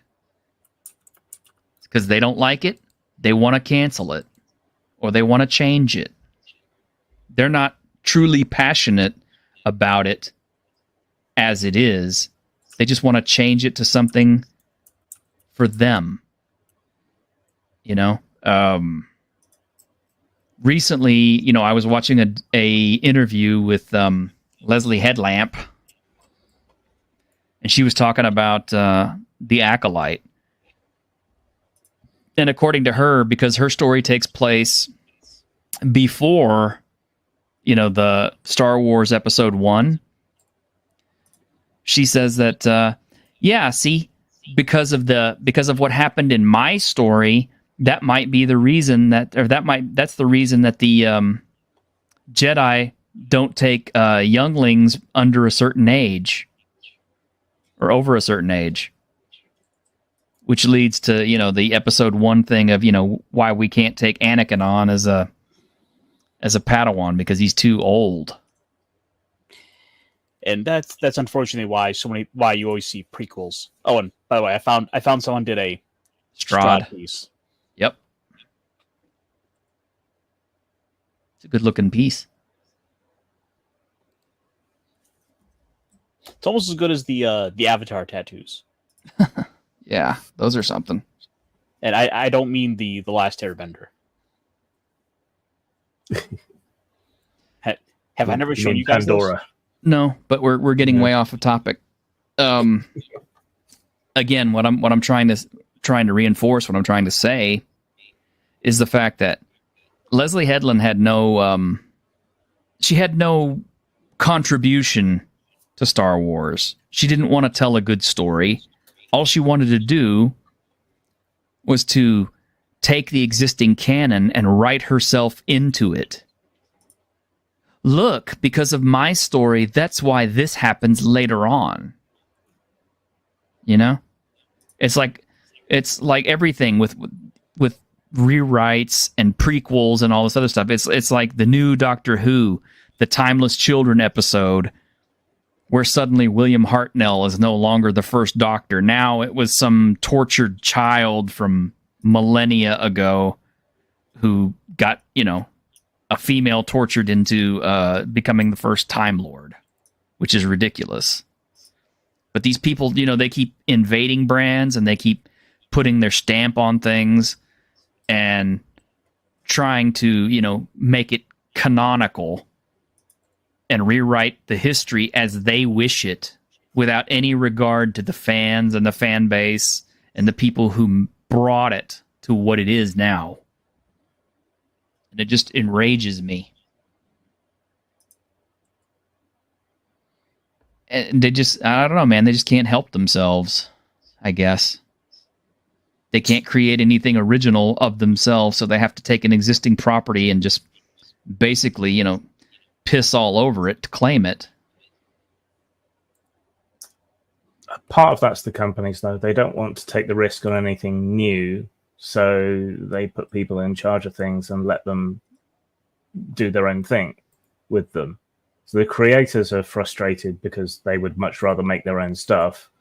So they screw up what they've been assigned. And the companies are so risk averse, they don't want to do anything new. So you kind of get caught in the middle. Yeah. Injun Joe brings up Dragonlance. Yeah, it's like, how long ago did we just have a new Dragonlance release? That Margaret Weiss said, yeah, they didn't consult me and they didn't consult Tracy or anyone on it. They just did it themselves.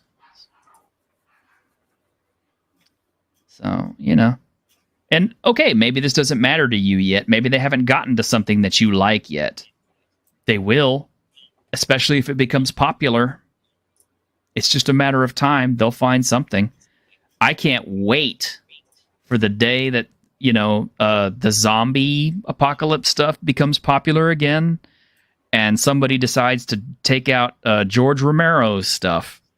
Now that he's dead and he can't object to it anymore, and they offer his kids enough money, they'll say, hey, we want to make a prequel to Night of the Living Dead and show how all this stuff actually got started.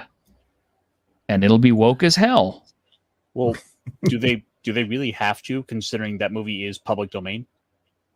True. Well, I guess they really don't have to. I don't know. But if they want to use any of his stuff, I would imagine they still have to get some kind of. Well, if anything, they would want to be able to slap his name on it. Oh, yeah. And as part of the marketing. Yeah. They would want the name recognition. Because that's what they do. It's almost like a case of stolen valor, Where, somebody goes and they buy a medal or something like that from an army surplus store or from an auction or something, and then they parade it around and say that it was theirs, and they make up any story they want to about how they got it. Well, the thing is with, in that case, it's just sort of the fortunate bit of those movies are so low budget in terms of that they generate a profit almost no matter what. Oh, yeah. But the point is, it's not how big the budget is or anything else. It's just the fact that everything that you like, no matter how big, no matter how small, but the bigger it is, they're going to find a way to infiltrate it. They're going to find a way to desecrate it and put their stamp on it. And to the larger audience, it's going to be canonical.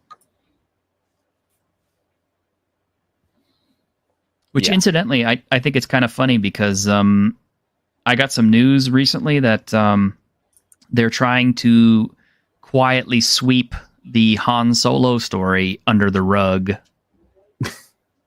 No, really, because it's like there's I think it's Cinemark or somebody is showing all of the Star Wars movies, and they're doing it in canonical order, including Rogue One as part of the run. So you're going to get episode 1, 2, 3, then you're going to get Rogue One, and then you're going to get episode 4, 5, 6, and 7, 8, and 9.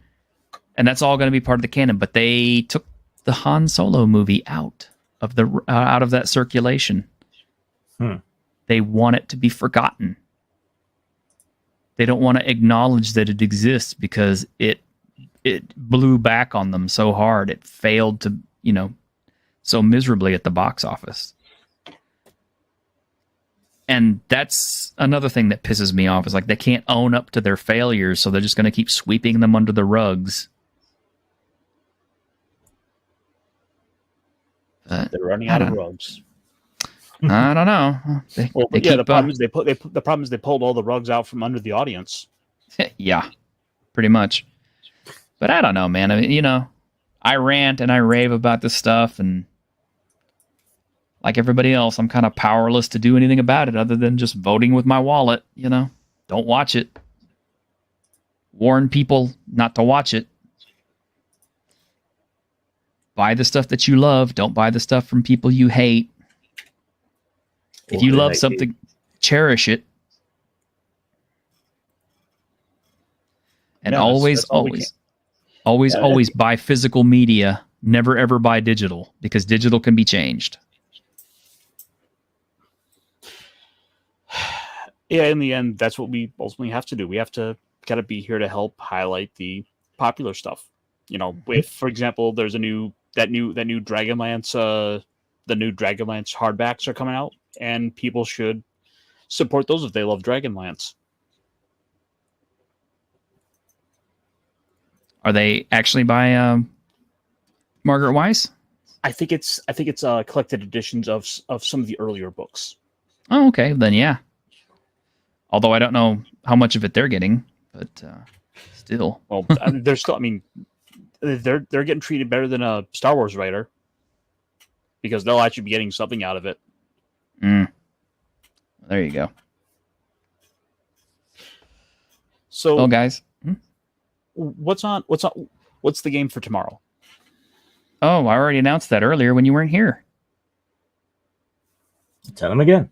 Yeah, we talked about all this stuff earlier, Ironcaster. You need to be here on time, sir. But you got to realize sometimes audiences also come in and out. So, if you're going to keep going, you got to announce things again for anyone who might have come in halfway through. Okay, so for anybody who missed it halfway through, and Ironcaster, yes, tomorrow I am starting a brand new game of Cities Without Number. But I will be using a lot of elements of Worlds Without Number. It will be a fantasy-style game. And it will also involve some settlement building and settlement creation. It will be an attempt to start some kind of a long-term campaign that can last, something that I can latch onto and keep bringing people back to years later. I mean, I don't know how many years I have left on this planet, but assuming I still have a few years left and people who want to play with me, it'll be a world that the players will contribute to and create and develop on their own. And it'll be something that I'll try to be keeping track of so that, later on down the line, it can be a continuous campaign setting. And it will be classless. So in keeping with my thoughts of not sticking people in niche classes, it will be the classless operator system from Cities Without Number combined with Worlds Without Numbers, background systems, and magic systems. Are we talking a fantasy set world or a sci-fi? That's what I just said, a fantasy world.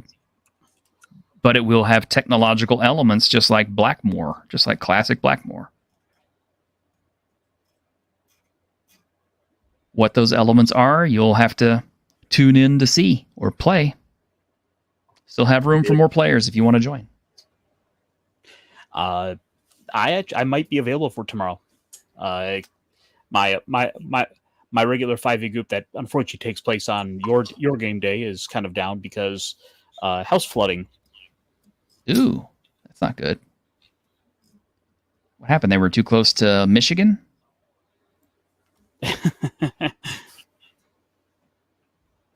Well, that hurricane apparently decided to go out of its way and send a little love our way. Yeah, that's unfortunate. Well, I wish them luck.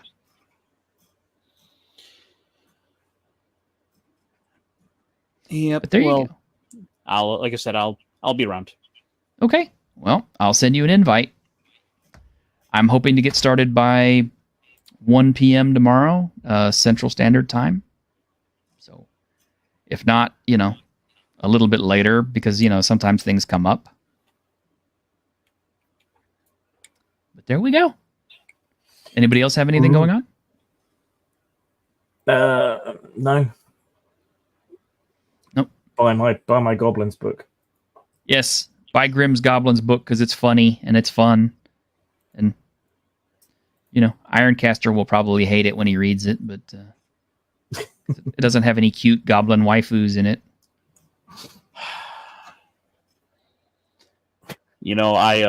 So I went to this convention today, and people were selling goblin art.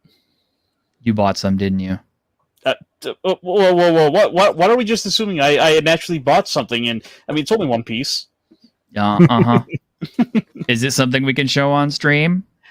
Yes. Okay, well, let's see it. Hang on. Hang on. I gotta go find it. Let me go take a picture. Okay. Is it YouTube safe? That's what I asked him, so it better be. We know how Ironcaster likes his short stack goblin waifus. And that was something you should have included in that book too, is, cute goblin waifus. No female goblins. Yeah, that was exclusive to your book, because there were no female goblins, and you established why, and I was just like, ooh, that's cringe, but... It's going to be true of all the goblinoids. Yeah, it actually... From a Goblin Slayer perspective, though, it makes sense, because I don't recall the Goblin Slayer goblins having any females either. And it would explain why they do what they do. Yep. And it gives them a reason to raid settlements and so on. So, if you're ever curious where pig snout orcs come from, well, that's what happens when orcs get desperate. There we go. I check your DMs. Okay. I gotta find it in my DMs. Well, the problem is it's green, and I have a green screen. Oh, that's right. Yeah, so it wouldn't show up. Let me. Oh, it's cute. Yep, you got two pieces. Oh, well, you said one. Yeah, I thought you just got one. Well, one goblin.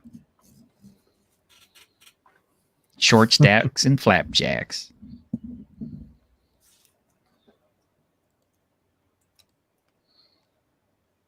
Oh, and here's another one. That's not a goblin, though. No, I said there was only one goblin. Oh, okay.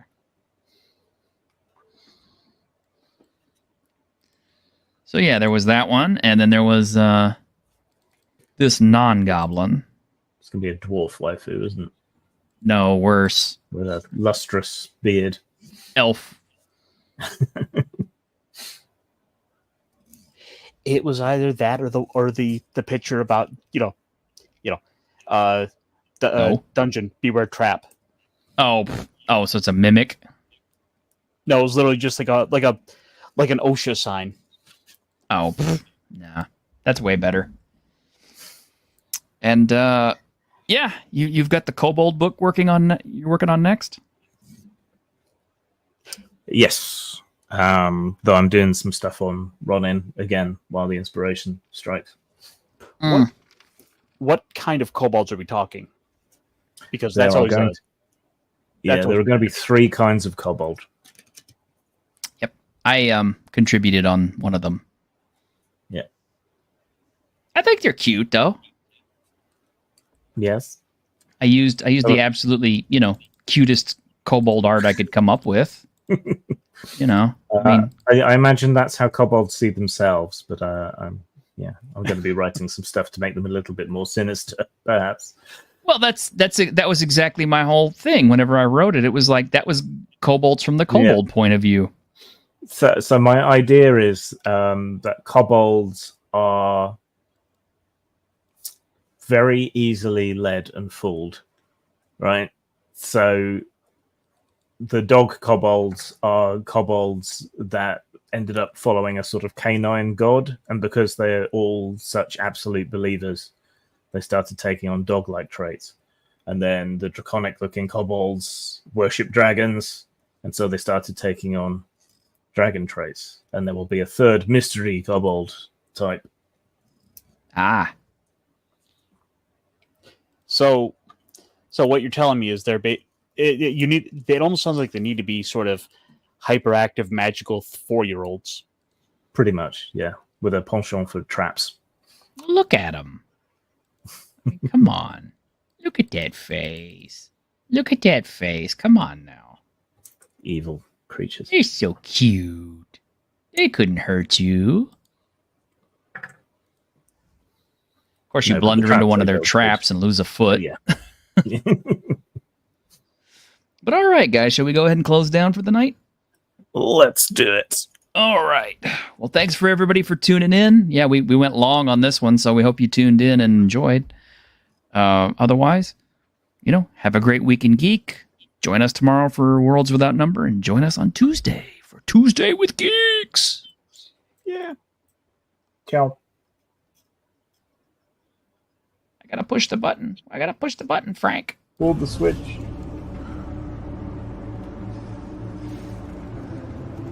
On behalf of the staff of the Independent California Motel, I wish you all sweet dreams.